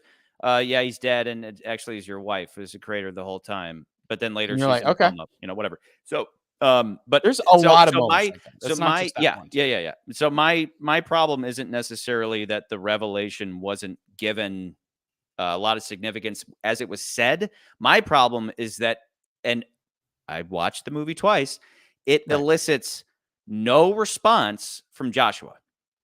Right. But even then, and it's that like would you have could have had something emphasized there. it. Right. Because Right. you Anything. don't know in that moment, you don't know if Watanabe is lying or not, and the proper response from Joshua would have been something along the lines of bullshit. That Yeah. some quick denial, but instead he just stares at him. So this whole, hey, just so you know, this whole thing, everything that's happening around us is all predicated on a lie, and he just stares. He's like, or not even like that. He's just like, this is what his face looks like. Jumping back to another, but jumping back to another moment yeah, that you hold on. I feel like you're gonna say another piece, but jumping back to another That's moment that basically felt it. like it was. Sorry, it's just another moment that felt like a tell, don't show. Sorry, yeah, like I just told about to tell was going back to the Alfie thing that you and I were complaining about, where it's like, well, why do you have these stimulant things if she's also one, and there's nothing that drastically different other than she's a little girl. There's a scene where they bring her to his friend, Yep. and he's like looking at her, and he's like, wow, she's the most advanced thing I've ever seen. And it's like, But she looks like get it. every other stimulant. I get it that, like, I get the thought that it's like, okay, if he says that and it's in the real world, he would say that. But Yeah. as the audience watching the movie, it's like, yeah, but like you just said, they look exactly like all these other ones. Yeah. The only difference My is it's God, a child, she's the most but they never advanced make the stimulant distinction. I've ever seen in my life. You're like, They never make the how? distinction that children are like something that would be special. And I could even see like and I think that's another problem is like there's because I'm spitballing from that idea, is like they're saying children would not exist in this world, children robots, right? But why would you not have, like, I could easily, we just saw Megan, like the first movie this year. I could see this world having children robots to play with as companions with other children. I don't see what is how the that big could not deal here. That Right. annoyed me that could so have much. that could have gone 'cause there. Imagine if every stimulant in this movie was instead a human, right? Right. And as I said before, that means that if and when they die, there's more emotional weight there. But also, it would have just it would have made her special. It would have, because what I keep saying is that she is basically the one from the Matrix. She does this, Sure. A religious reference, no doubt, that she prays, right? Her hands go together like this. She looks meditative, and then she goes, "Wah," and she can control whatever technology, right? So it would What does just she do? Wait, Charlotte, what does she do? she farts out of her mouth, and then and so it's and then of course, like the name Alpha Omega is a clear Right. reference to Jesus Christ. So it's Alpha and there's even a in the end. there's a moment where at first she only knows, I think, Nepalese. I think that's what she's speaking, and then she grabs the translator. And a few minutes later, she knows English. She even said, Right. she says something, and he says, "Oh, now you know English." But it was because she grabbed the translator and ran through it real quick. And the only thing that you hear, I don't think she says it. I think we just hear it from the translator. Is and she will be called a woman because she came from a man. So a line from the Bible comes out of the translator. So it's like heavy on the Christian references. But at the end of the day, she is the one from the Matrix. She can, just like Neo, she can control everything just with her mind, and then those abilities. Yeah, they never, but she they're needed never to, 100% on her, all of the things that she can do. But to say it for the millionth time, to make that significant, it would need to be that when people would see her the first time, they'd think it was just a little girl, and then they'd be like, "Wait, what is this? What is it? Is this a robot? What is this?" You know, as opposed to just looking like every other simulant, and therefore she's not special. And then you have this asshole just being like, "She's the most advanced I've ever seen. She looks exactly like everybody else." This movie would have added weight to her to have her be the only sim. Instead, she's just one of many. It's just stupid. It's such a bad sounds choice. like we're kind of, I think we're circling the wormhole here. Yes, and we've kind of missed out on some of our friends here, what they would say. Let's see. Well, Nico says, I want to pull this up. You're ahead of me. Nico says the creator was solid, not an intimate sci-fi story, which I prefer, but more a grandiose AI-focused story, visually spectacular and interesting concept. Would take Alex Garland's Ex Machina or even his movie Annihilation over the creator any day, though. Duncan Jones' Moon is also a superior AI-focused movie. I would agree with all that. Like, I have not seen Annihilation. Ex Machina is much better AI movie. Moon is also, it's got some themes, but there's also another element to that I think works really well. I think Nico would agree. This is like that what we've been getting at is that Gareth is just like ideas. But really, it's just like Rogue One. It seems like what he cares most about at the end of the day are not the intimate scenes where you learn more, that open up the emotionality that you need for action scenes. He just cares more about the Star Wars-esque action of, here comes the, wouldn't it be freaking cool if like these tanks rolling, bombs, and then like the bomb robots, these bombs that can run, and they're like the bomb robots seem like something straight. The bomb robots seem like something straight out of a video game. Like, I'm watching this and I'm just like, this is the silliest thing. The silliest concept is these robots. Did you hear? It's a pleasure working with you. Yeah, it was a pleasure serving you. But what I did appreciate about that moment is this robot says, "It's been an honor," and they're like, "Shut up, go, like go kill yourself," So, it's like good ideas, and but he's a bag of ideas like, with little. Take some of them out, and then the trouble is that I can't emphasize enough that this movie is a step beyond Star Wars Rogue One, but it shares the same exact problems, which is that the action is there, the masturbatory action is there, without the necessary underlying emotionality to really care about the action. So it's just like, and I can't say it enough. This is incredible sci-fi. The sci-fi is so good here, and the premise is so good, but he's just like, whatever with the, just have that moment where he just says, by the way, the creator's dead and she's the Nirmata. By the way, Alfie's like the greatest thing ever. Just these, instead of slowing down. And that's why I just overall feel like the movie's rushed. He's rushing through what should be slow paced, intimate scenes to get to the action. And it's like, it's not, let's just talk about this real quick, because we didn't even do an initial rank. Put up. I was like, let's put it up, because I think that being said, before you said something, I was gonna go like, like for some like knee-jerk reaction, I said knock at the cabin. And the reason I said that, Jesus Christ, right, knee-jerk after leaving the movie, I thought, and it was really specifically. Now don't fret. I think you won me back a little bit higher for several reasons. Okay. Don't freak out. But I see it in the same vein as whereas like M. Night has all these crazy ideas, and like he is terrible at executing ideas in a clear fashion, or his own gut reactions to things don't really steer in the right direction for what most audiences would probably want. That's the only real connection. But like when you really tack on the visual elements and how much love and care is put into this movie, I can see it going much higher up the list. I think you had told me, you gave me a number and I don't agree with that. I think it's much lower than that. But I do see where it's not that bad. Like, I usually try but to again, also find. going back and looking at this, I'm like, yeah, Transformers: Rise of the Beast. Yeah, I think this is a better movie than Transformers: Rise of the Beast. Jesus So, Christ, yeah, you my know, God. yeah, I'm my sometimes I just try to find a barrier. And my right. barrier is just below John Wick. John Wick represents its own kind of genre movie that is just nailed. Nailed. Right. It's And below I Mission don't think Impossible right now it's because Mission Impossible is the same, but with more flair to it. Is kind of it's in a not even just word what flair. It's we. more. But that's I mean, We said just it's better. It's just a better told story. Like yes, yeah. overall, So it for me it can't beat the John Wick threshold.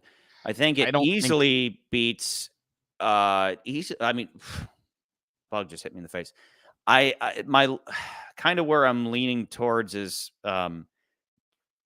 potentially just above Air, but I mean, looking at it, I it's think it's it's such I good think sci-fi that I just it see it is, as Charlie. It I mean, is, it but beats I Spider-Man, think it when it you comes know, down to Asteroid okay, City, Fast X, I can see you Flash, put it. I Venice. could see it above Fast X.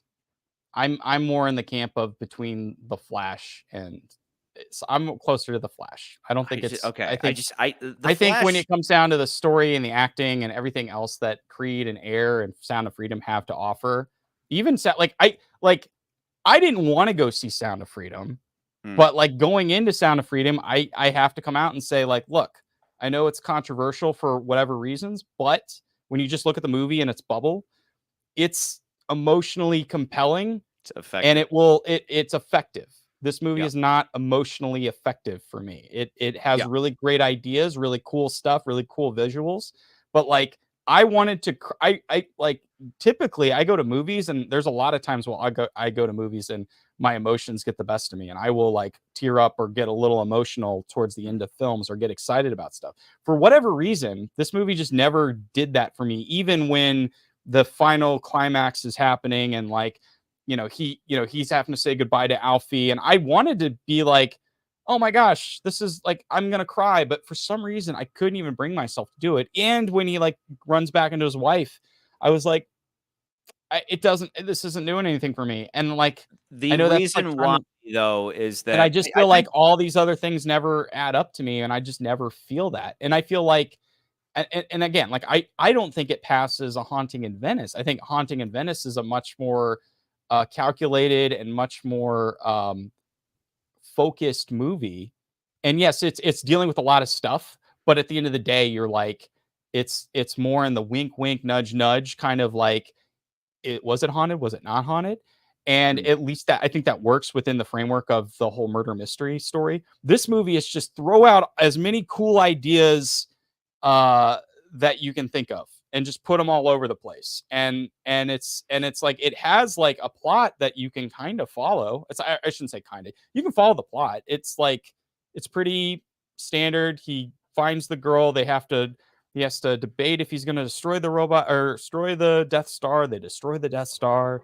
um that's there, but like I do think it's just there's something off about this movie and it's just way too many ideas and I just don't think I don't see it that high up as you're talking about Air and Creed 3. I think Air and Creed 3 are more dramas. They're a little more obviously they're down to earth, they're not science fiction stories, but I do think those movies at least like understand human condition and understand like how humans react and like it's just yeah, I think those are much like just better told stories. yeah. This I has I that. am closer.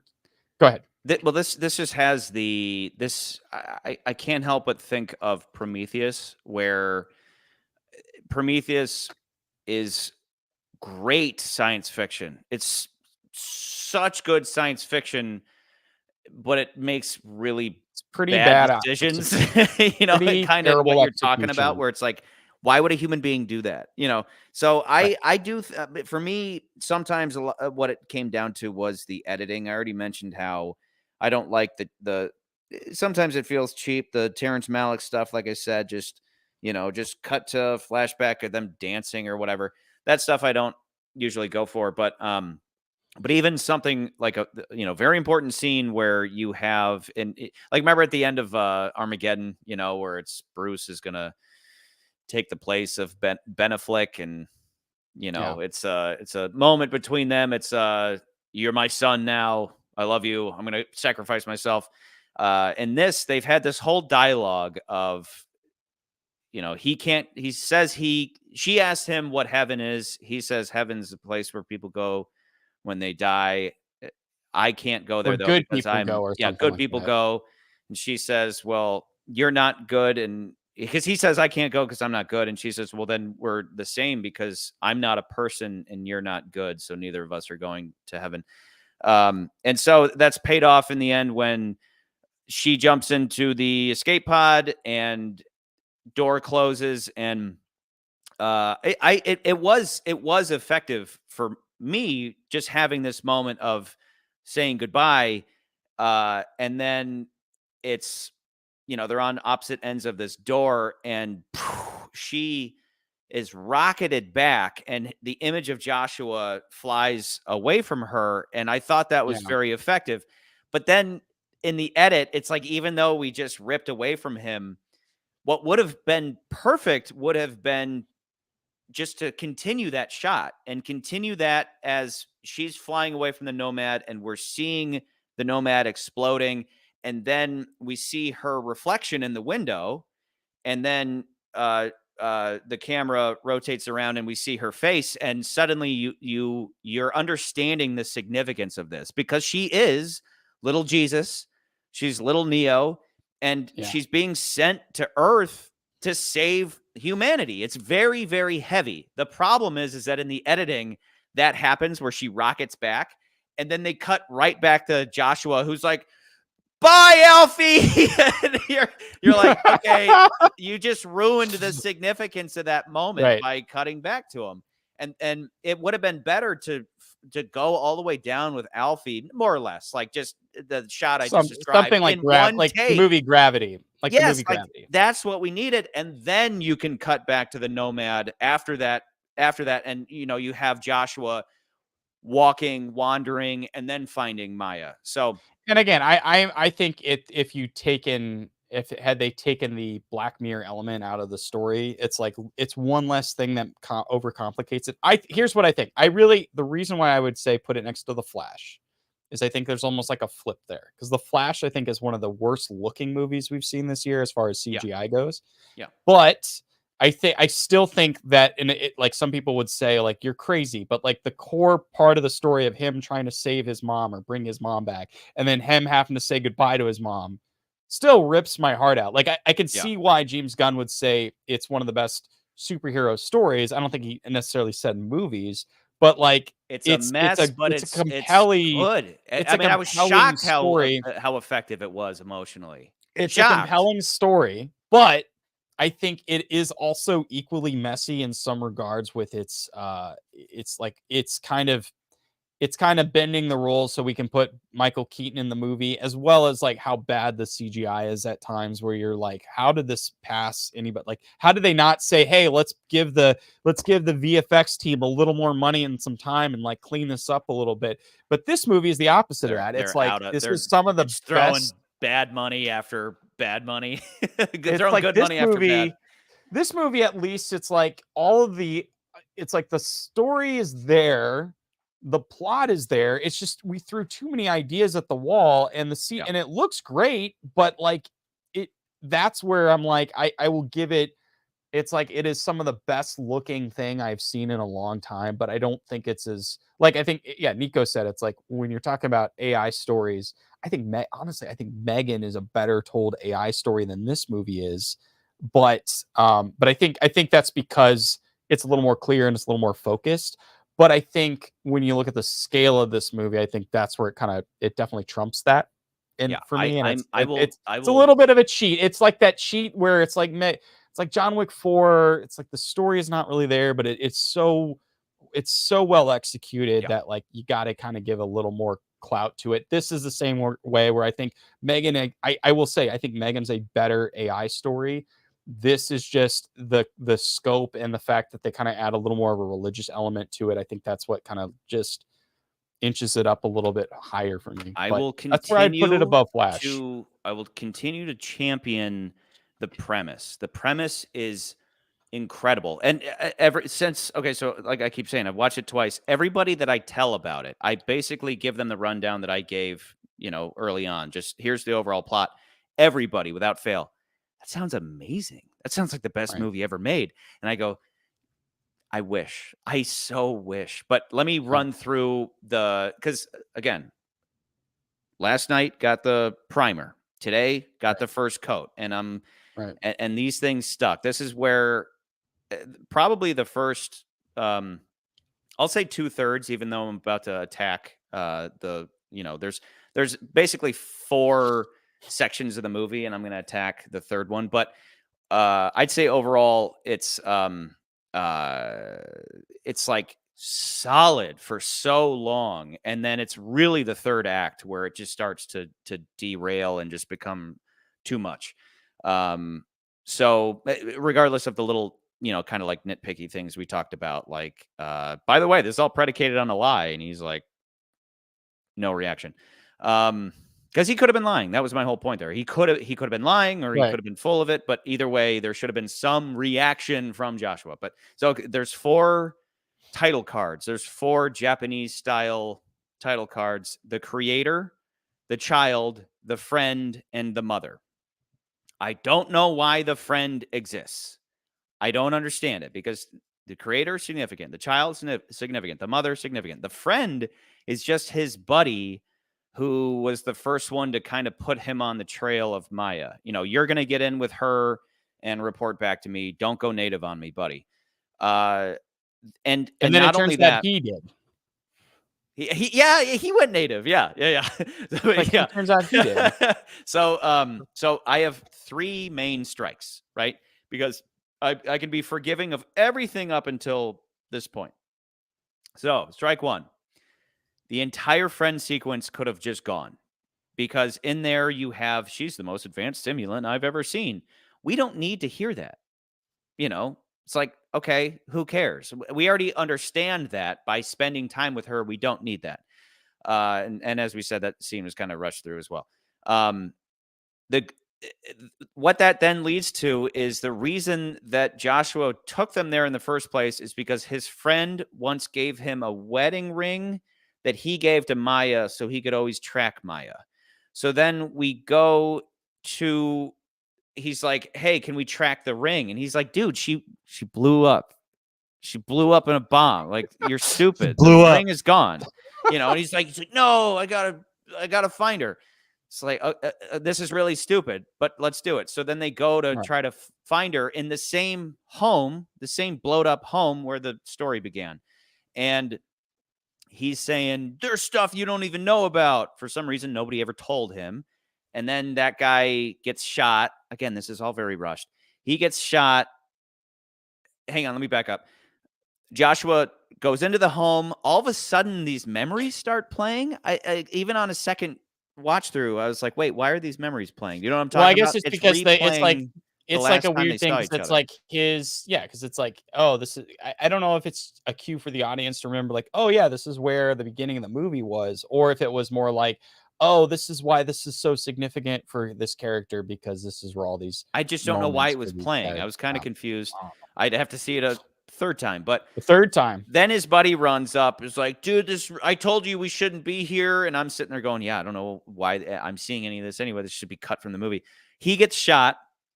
As he's laying there dying, he says, Maya is Nirmata. So, this creator we've been talking about, he's been dead for a while. She is now Nirmata. All right. That entire sequence could have been excised, and the movie would have been better for it, with also rewriting what would then happen with, the creator. Yeah, just fix the pieces, right? You know, to tie things together. Yeah. So strike 2. Then once we go see Maya, she's been in a coma this whole time, which is equally as lame, and I get that they just keep withholding what he wants, as far as the story goes, fine. But it's just like, we keep not paying things off in a frustrating way. I understand the idea behind it, but I just think they're kind of missteps. They're just it's kind of a letdown, right? And it just ultimately doesn't exactly work the best by the end. And like you said, I'll keep cutting things, but then you would just fix the fallout from the things that I'm suggesting change. Like I already said, that's like getting to the end of Apocalypse Now, and Colonel Kurtz is dead or he's in a coma. What a letdown. The Colonel dies, right? So he goes in to, the place called Heaven. Maya's in a coma. She's been in a coma for 5 years. Alfie's there. I guess they already fixed up Alfie. Alfie's fine again because she'd been wasn't she? She'd been shot. That's right. She'd been shot. So they were like, take her to Nirmata and she'll be healed up. So I guess she was fine then. That was probably another thing in the 5-hour cut, seeing her healed up or whatever. So anyway, the Colonel comes in and dies, right? Like the Colonel just gets killed, blows up. Alfie actually tries to save her.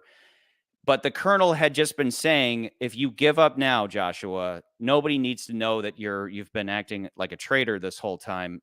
We can take you back and you'll be a hero. But then the Colonel dies, right? So maybe now that's not possible. I don't know, because then in the next scene, Joshua's just running through the streets holding Alfie, and some random soldier just goes, "Hey, you're Taylor." Joshua Taylor, you're Taylor. You killed Nirmata and you got the weapon too. Good job. And then that doesn't make sense. Okay, like hold on, back up real quick. Yeah. Like in my mind, again, it's just my head canon. We used to say that back in the day when we started this podcast. We talked about head canon. Back in my head canon, I would say like, okay, yeah, but if you're gonna have a military operation and it involves a key player, which is Jonathan or Joshua, would you not have like a briefing before the military operation and say, this is one of our targets, or this is somebody of interest? He's a turncoat. Like, wouldn't you be like, wouldn't that be in the dossier of saying like, this guy's a traitor. He's fleeing with the robot. We need to find him. He needs to bring in the weapon. He has the weapon. Like, so to me, it's like that's kind of a weak like connection. It's like, so it's just kind of a lame idea. It's that the Colonel had just floated the idea of you can still be redeemed, but then she dies, so he can no longer be redeemed. But then this guy just runs up and he literally says, "Taylor, you killed Nirmata and you got the weapon too. Good job." And then they just load up and they take off. They hold hands too, don't they? Like they hold hands. Yeah. And they shoot just guns like into the trot air. off. Woo! So, and then they all take off and the Nomad flies over and blows everything up, which, I mean, those sequences are always dope. But again, it felt like a cheat. Like they'd written themselves into a corner, and it was like, how about a guy just runs up and says, "You did it," which I was like, okay. So then strike three, the entire third act of storming the Nomad is rushed and messy, unfortunately. What it comes down to is, with Alfie, it's like, gotta run over here and shut everything down. Then I gotta run over here and get Mom. And then I gotta run over here to the escape pod. And then we gotta fight this weird tube monster. And we don't have a lot of time. Like for some reason, there's not a lot of time to do all of this. And you're like, I don't even understand how she can go from one place to the other, grab her mom. And it's like, oh, you only have a little bit of like, she drags her. Really? Which you're like, okay, maybe she's got super strength because she's a robot, but it's It's like, we have time for this. What is happening? And meanwhile, Joshua planted a bomb on one of the missiles, and he has. So the way it works is you plant the bomb and then you twist a little thing off, and that thing has a counter on it. And he keeps looking at that detonation counter thing as if it's significant, as if you needed to push a button on it for it to blow up the bomb or something. But we don't know that. All we know is that it has a timer on it. But he's looking at it, and then he's looking at the little tube monster thing that starts to grab him, and then he's looking at it as if it's gonna grab it. Like it's rushed and confused, and there's way too much going on. And then the saying goodbye scene, it could have been milked a little bit more. It also, I mean, they did take a little time for it, which is good. And they did wrap up the whole "I'm going to heaven" thing, which is cute. I mean, but I already said why it doesn't work for me, because it kind of undermines its own significance.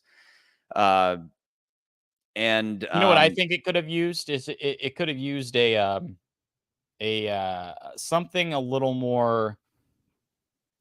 I don't know how to describe this. Maybe I don't know if it was in Armageddon or it's one of these movies where it's like you need if you're gonna have that scene where something malfunctions and they like there's nothing they can do, like somebody has to stay behind for it to happen. something. Yeah, You know? there was something about it. It was like you can't leave. I have to like like there's I've seen this in tons of movies where there's like Yeah. a character and there's like what do you mean you can't? You know, we'll open the door. We'll get you out of there. I'm like you can't. Like they're like the thing's shut. This lie. And I felt like, and Yeah. I don't know what it was about that scene, but there's something about it that just didn't give that amount of emotion to it. That where I was, impression of yeah, pure like sacrifice, like in Armageddon. or just like In or like there's Armageddon, you nothing we can feel the do. It's pure this, yeah, sacrifice, you know, and yeah, where or the because she's acceptance, like, just or the keep acceptance pushing. of death, or something, Yeah. So, right? my fix. So instead of it, the general guy even says, because okay, there's an awkward scene, right? So there's an awkward scene after whatever dude says, "You killed Nirmata and you got the weapon. Good job," and they fly off. Suddenly, Joshua's at a military base, a U.S. base, and they have Alfie tied to a chair, and they give him the option of executing her. They're like, "You do it." So Well, they say something like they're like you apparently were really close to her, so you can do it, or something yeah. like So yeah. it's like, And we'll then let you kill your daughter. So they give him an EMP gun, and he goes in and he fake kills her, which I don't think makes sense, because if we had seen that maybe it was set to stun, then maybe it'd be believable or then. well I don't well think it the way said that stun, they it said show it. Hold EMP. on. Right. The way that they show it though, it's like you can't quite see what's happening. So like the just so like if you haven't seen it, it's like there's this whole bit where they talk about oh the character's off, meaning they're dead, and he says that a lot to these different Yeah. robots. But then Her he mentions concept of death is on and off. off, You're off. on or But off. Yeah. then they bring up standby, which Yeah. is what like they do to Quantumania at one point. He puts him on standby, which just like turns him off, but he's still alive. Yeah. And this is like he's supposed to take this EMP and like pretty much, you know, neutralize her. Shoot her But in the like I guess head. she says something. He said like so then there's like he tells her like I'm gonna put you on standby or something like so he puts her on standby He and then tells. he I think he fires the just tells weapon. her. He tells her to put herself in standby, but he Yeah. still shoots her in the head. Which, if you know anything about But you don't see it. EMP, it's no, you do. You see him pull the trigger on her face, and the orange waves go into her head, and it doesn't matter if you're in standby or not. If he had secretly set it to stun, which maybe is the case, but I don't remember that. I just remember seeing EMP fully charged, and then he Okay, says to I'm gonna her, get "Go real in nerdy standby real mode," quick. Remember and then that he movie blows her head off. John Travolta? I think it's Broken Arrow. I don't remember if it's Broken Arrow. Okay. Wasn't there that John Travolta movie where like they set off a nuke or whatever, right? Yeah, I haven't seen it. I think Underground, we've and it's talked set. about it Okay, before, but yeah. so just real quick, there's a scene where he's like the bad guy and he stops the vehicle they're in or whatever, and there's like turn everything off. Or they're in a helicopter or something, like turn everything off. He checks his watch. The bomb goes off, but it's underground and it lets off the EMP. And so all these helicopters start crashing and all this stuff.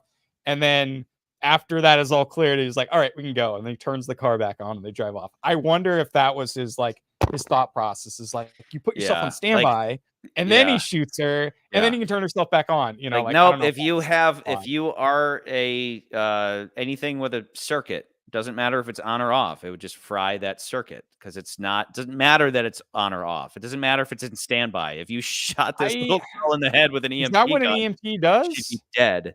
I Yeah, was under anything the with a impression that but if it had a circuit being like that circuit's on, like there's electricity flowing through that circuit versus that not flowing through the circuit. But but even if that something is on that standby, or energy, even from if what you, I understand, that energy is coming through the air. That electromagnetic pulse is going through the air. Just because something's on or off doesn't matter. It's still going to get into that thing and fry it, whether it's on or off. Anything with a a chip, and anything. It's like, because it's electromagnetic. It's like gonna go through everything and get Yeah. into everything and I'm just fry saying, it.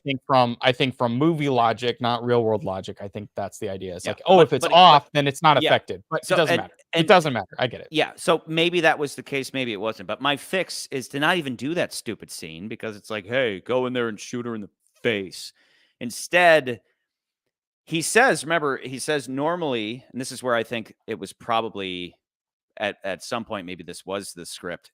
He says, what are you going to do with her? And the general said, normally we would have taken her to Nomad.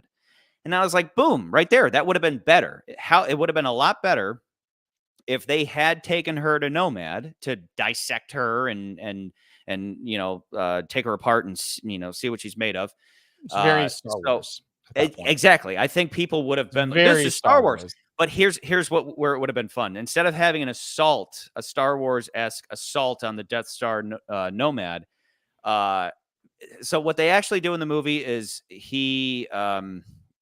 everybody thinks she's dead. She's actually not. They escape a motor vehicle and they run away from all these police, and they take a moon flight, and they basically use her magic powers to take the moon flight to the Death Star. That's and then they start another doing their idea thing. that's just like, that has its own implications that like Yeah. could go in another direction. Like, are there AI on the moon? Is that actually a thing? Yeah. Like there's just a whole other Yeah. plethora So of stuff what, there. what I was thinking as I was watching it was, had they taken her to Nomad. So now they've been split up. Now Alfie's on the Nomad and Joshua's not. And he would then have a choice. Is he going to go after her? Which I think is necessary in a story like this, because he could just be like, whatever, Maya's dead. It shows that the Maya's character dead and I don't changed care at that anymore. point. Yeah, Maya's dead. I'm out. But instead, it's like, no, I'm going to go after her. So follow me on this. This would have been ballsy, right? So no shooter in the head scene. Just have them split up. If Joshua had then, because at that point, it's like, how is he going to get up to the Nomad? Right. My initial thought, to go along with this war on terror stuff, would be for him to hijack 9/11 style, one of these commercial flights and order them to take him to the Nomad, truly showing that he's gone native, like fully gone native, and he's on the side of Alfie. But at that point, it's because he understands that she is salvation. She's going to end the war.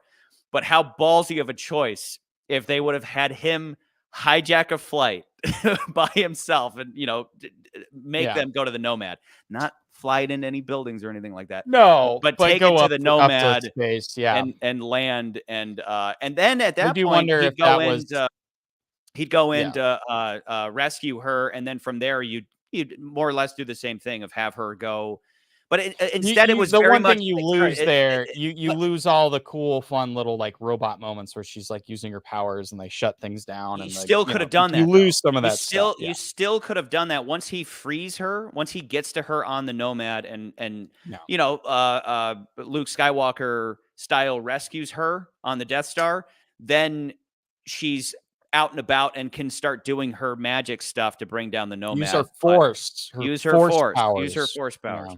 But I just thought that would have been a ballsy and more on point choice to separate them first, instead of a stupid scene where it's like, you got to go in there and shoot her in the face, which is like stupid.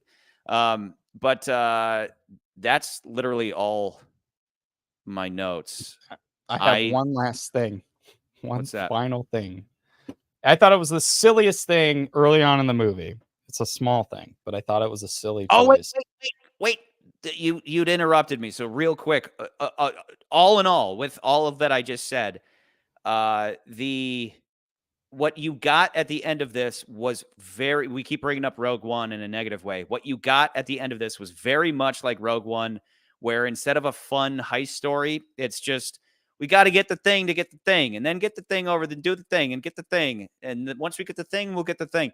And I already kind of went through that where it's like, I got to go over here and I got to shut everything down. And then you got to do this. And then I got to go find my mom and I got to drag my mom over here. And I got to shove my real dead mom's consciousness into this simulant that happened to be there of my mom. and then just so that at the end when I escape, that then my mom and dad can have one last screw before they die. And it's like what we keep getting at. It's just too much stuff. At that point, if you're going to kill Maya, just kill Maya. And I get that it's supposed to be this cute moment, but it was like forcing all this stuff in there that does nothing but diminish Alfie's final moments.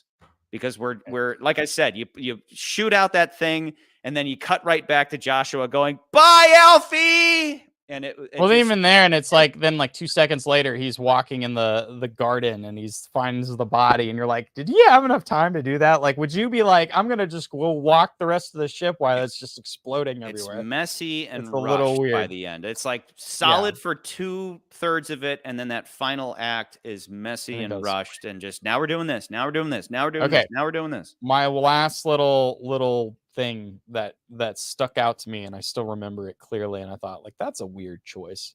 So, it's going back to talking about my movie, but like you're editing it, and you would talk to me about sometimes we're like, is a line necessary here? Sometimes it's a look. You just need a look here, right? There's one moment where I was like, why did they go with that? And it's the scene where he's like, for some reason, we kind of cut after there's this very early on, he's been married to his wife, and then his wife leaves him because she finds out he was an American the whole time, and he was a spy, and she's running away, and then he sees this explosion, and we think, oh, she's dead. And then there's like some weird cuts and stuff, and then you see him at one point, and he's like sitting in a room, and he looks at a piece of paper that's got like video on it, right? But it's supposed to be kind of like their version of pictures because it's sci-fi. Yep. And he literally just looks at it and he says, I remember this, but like, did you need to hear him say that? Like, cause we could have just got the emotion of him just looking at it and being like, and it was just like, that's remember the most one weird thing that it's like stuck out to me. I was like, that's weird. And they were cutting between full frame live action of him and the just cliched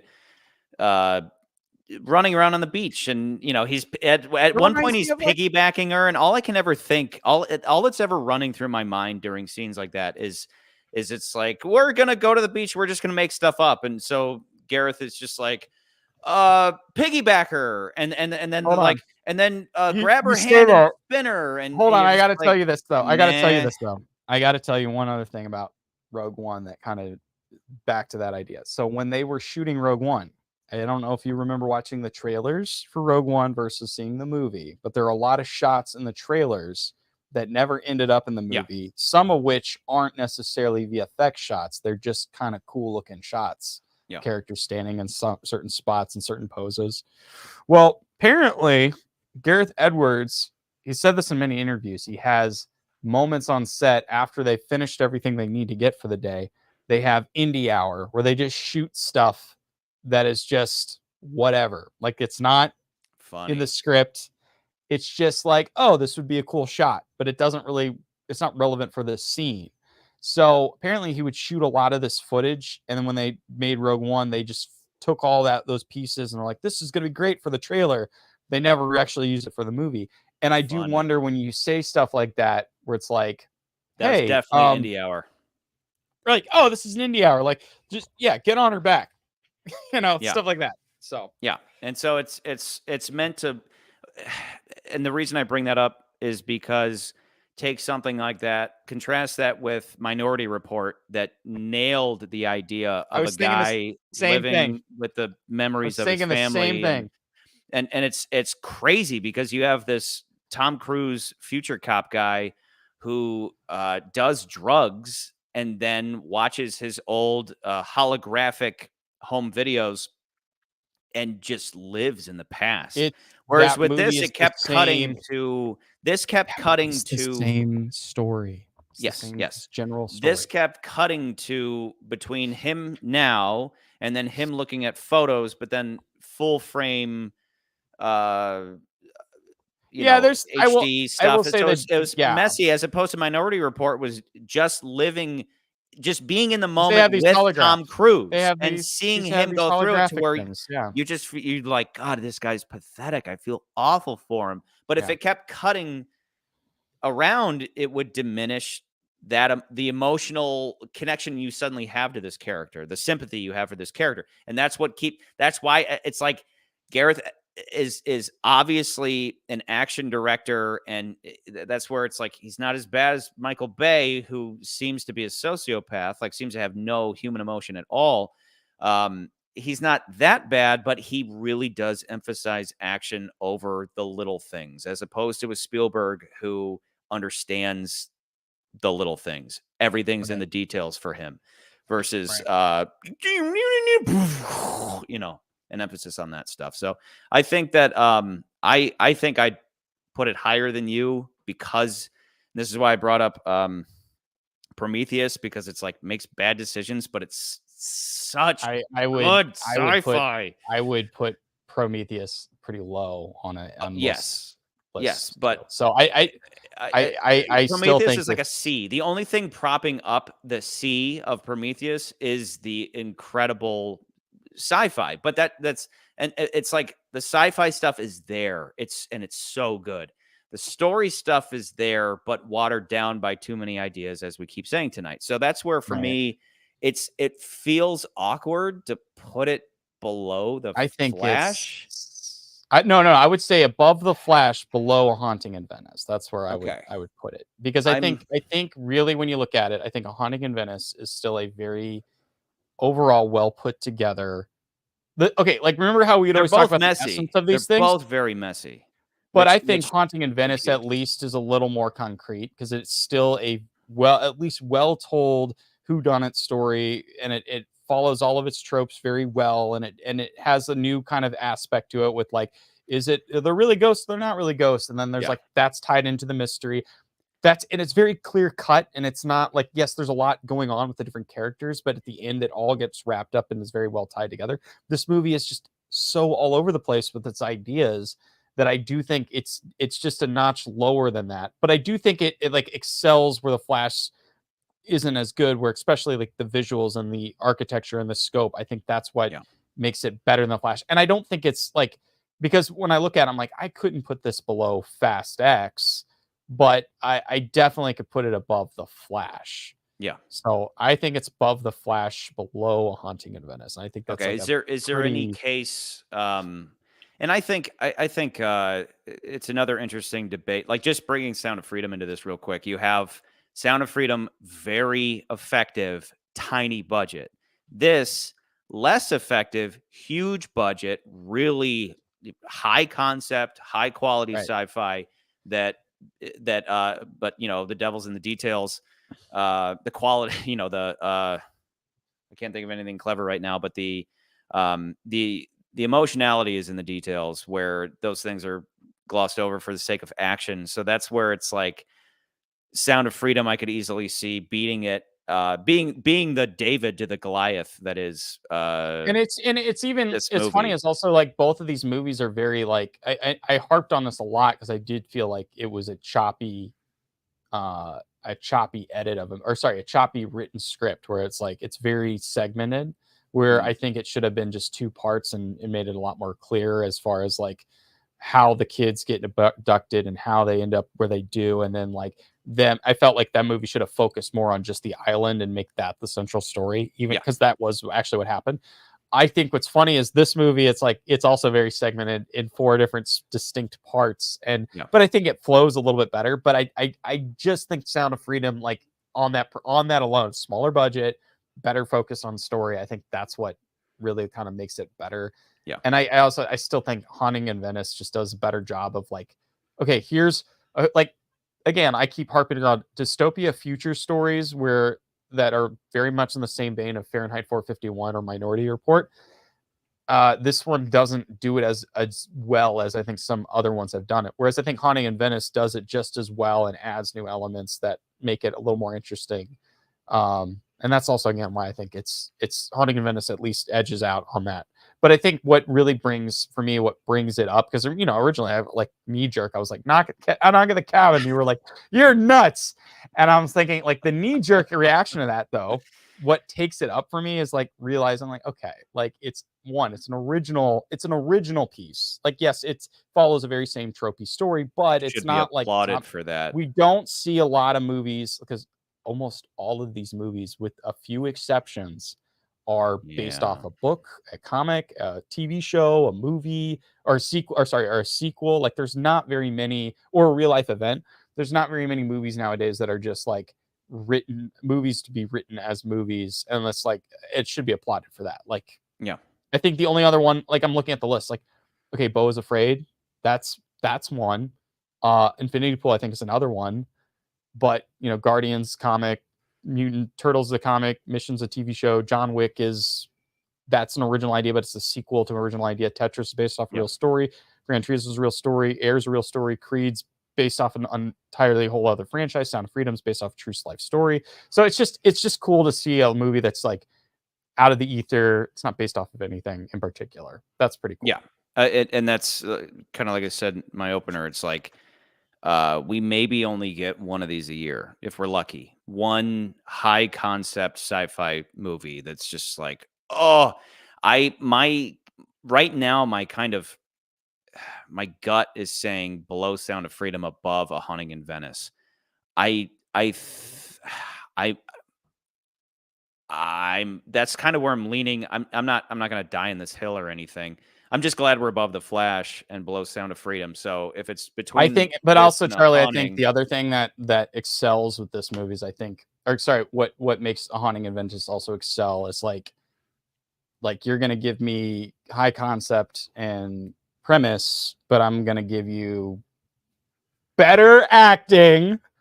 Better acting, and I do have to harp on, like, it's a much more focused story. We are very much centralized in this entire room. Like there are some like little pieces where we're like, it doesn't hit as hard as it should, because some of those details are a little confusing. But I would also say this movie does the same thing, where certain elements just kind of add a whole other thing, and then you kind of start questioning the whole world, and it starts kind of falling apart in those regards. Yeah. Where I think Haunting in Venice is still like, you're set in a single location. The story's pretty clear. We have to figure out who the murderers are, and we get that, and everything, all the pieces are laid out very beautifully, and you're like, oh. And then on top of that, nothing is left behind. All of the different suspects. There's something for each suspect to kind of live off their life at the very end of the movie. So I think that's also I appreciate movie. It's like, I appreciate this the simplicity and the focus you're talking about, whereas this doesn't necessarily. We don't even find out what happens to the it's like you want something happen to the general at the end of this movie, and nothing happens. Kind of like that, like that final shot of Grand Moff Tarkin. Right. When before the Death Star explodes, you don't even have that, and that would have been like, it's almost as if he was actively avoiding Star. It's like he was avoiding too much Star Wars stuff, because people would be like, "You're just copying Star Wars." I would have just shamelessly done it. Like, dude, this isn't just Star Wars. This is like, put him on the Nomad. Like, why isn't he on the Nomad the entire time? I thought wait. He's not on the Nomad at the end of the movie. You're right. You're right. He's not. They should have just, because they keep talking about the Nomad as like, they talk about it like it's a satellite.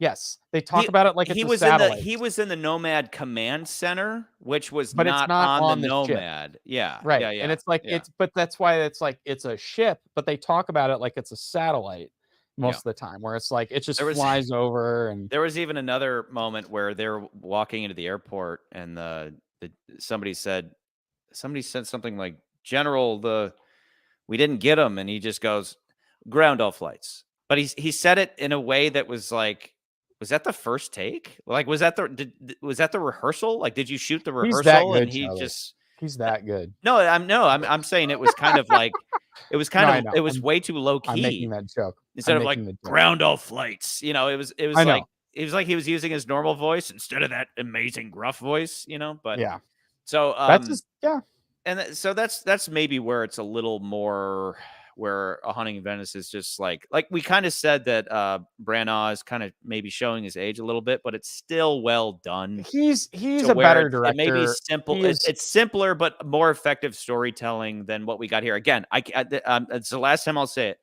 If it had delivered on the premise that I kept telling people, where I'm like Vietnam and Robot Jesus, and people are like, that sounds nuts. If it had delivered on that, this would have been easily breaking into the top 5 somewhere. Had it delivered on that premise, I would be just like, I'd be frothing at the mouth over this. But instead, we're talking about above or below A Haunting in Venice, which is disappointing. And that's where it's like, had this been helmed by Spielberg, I feel like Gareth Spielberg, Edwards, you know what I mean? Gareth Edwards to me is in this camp of directors that you're like, they shouldn't be directors, but part of me is like, kind of, they should be something. But like for instance, like Zack Snyder always gets brought up a lot, where people will say, oh, he should have been a DP, and I'm like, nah, not exactly. Like, there's other aspects to what he does that make it like that's really great. But he misses the mark in certain areas where it's like, yeah, on the rubric, you got A's on these other parts, but there's a good chunk of the rubric that you didn't get as a director. And I feel like that's where I'm like, Branagh, when it comes to his movies, he usually excels in most areas. Where this, it's like, Gareth, you got A's in some really great areas, but like some like the kind of the more important thing with the cohesion of the story is all over the place. This is why I'll say it again.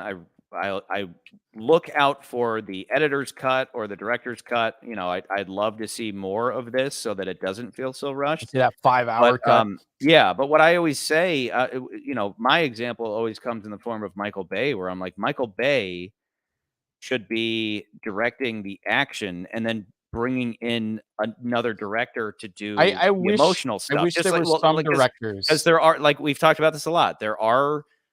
Often it's the case that they'll bring in, like we talked about this a lot with Quantum of Solace, that Forster would bring in action directors to shoot the fight scenes, and it's like, that's usually, and that's don't be ashamed of that. You're bringing in a pro with this.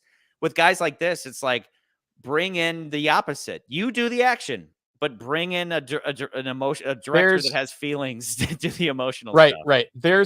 I will say this. There is a part of that. It's a whole other conversation. There's a part of that where it's like, it makes sense, where it's like, yeah, get a different director. It happens a lot, is where you have a second unit director who's focused on the action scenes, like a John Wick type thing, right? But there's a flip side of that where, and this is what you read about a lot when they talk about MCU movies, where some directors don't like having a second, or being forced to use a second unit director, because the action that the action directors do is just kind of very cookie cutter and just kind of very like, just that's kind of very standard, but there's no personality to it. Yeah. And then you get directors like James Gunn, who like put a little more personality in the action scene. So you get these great hallway fight scenes like in Guardians 3 and stuff, that you can kind of sell the director had his hands, or Matthew Vaughn, right? Like, you can tell that they put their personality into those action scenes. So there's like part of me that's like, I see where in certain cases you kind of in like a world, in a world where you get someone like a Gareth Edwards, that he could focus on visual aesthetics, ideas, and production design stuff, and things that are really cool visually, and then pair him with like what you're suggesting, is pair him, not necessarily Spielberg, but some director who's a little more key on like story and the intimacy, story and acting. And just put these guys together, and you're like, say, hey, like the producer's like, no, I'm having 2 directors. You're doing this aspect and you're doing this. And I'm going to weigh in on what you guys say. It's like, it's almost like by committee, but it's like, no, I want to take like the best of what you do and the best of what you do, and like make the best movie. Always have them on set together. Always. Right. But it's like, I don't know what that's a weird world that we could live in, but I don't think that'll ever happen. Be very cool. But it kind of happens, but I think there's a lot of powers that be that would have issues with this. So. Yeah. Anyway, we are locked in at the creator, below A Haunting in Venice, above The Flash at number 14. Fair, accurate. Once again, I disagree. I think it should be next to Insidious: The Red Door. that cracks me. The only other time that you've been super low or I've been high is Sound of Freedom, where you're like, I think it's worse than Pope's Exorcist. I was like, oh my God. Right. But Right. anyway, boom. Cool. Even though we've That's talked what a it's lot of about? trash about the man, I think He still has great idea. Like, it's not like he's he's oh, I didn't even get a picture for him. oh, Well, bummer. I don't even remember. There. Here, wait, hold on. I'll fix that. Hold you on, got take that okay. off. Take this off. Okay. We'll Yeah, just we got to fix do it. it Hold right. on, watch this. We'll Yeah, just put him up. we got to do You it know, right. we'll just put that on there. There we go. Just There go you back to that go. slide.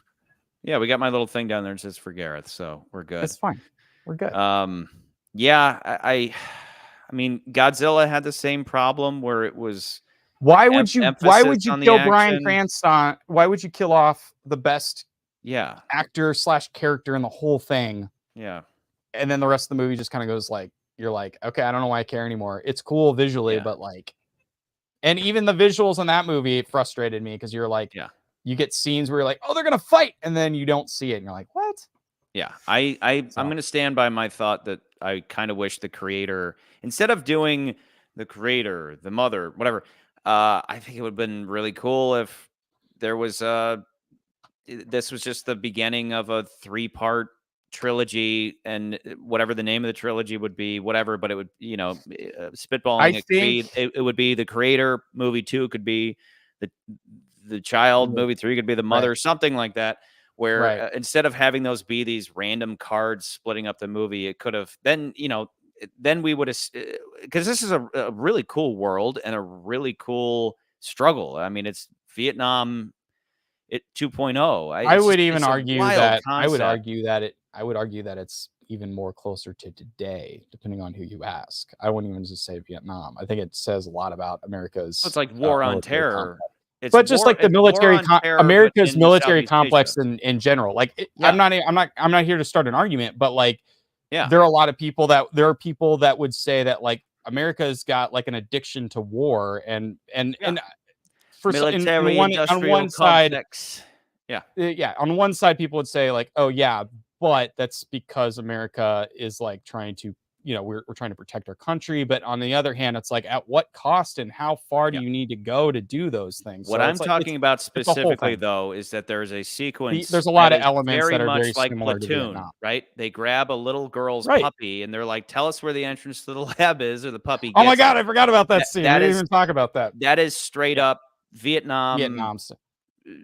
stuff. Army That's and it Apocalypse Now takes stuff. place in Platoon stuff. It takes Right. place in Southeast Asia, but it's the Right. war on terror meets AI meets the Vietnam War meets the military industrial complex meets a war predicated on a lie.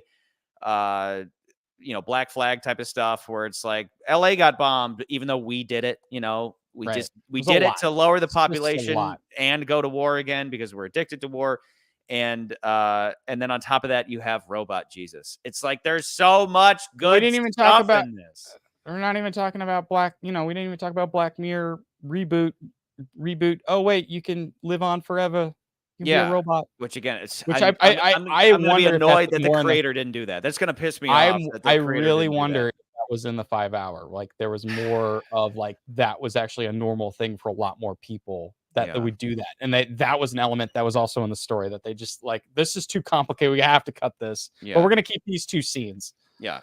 That's what I mean. Make this a trilogy. Cool And I'd idea. be It's all for it. visually interesting. If this Like, was a I don't hate trilogy, it'd be like, it's not a and movie I hate.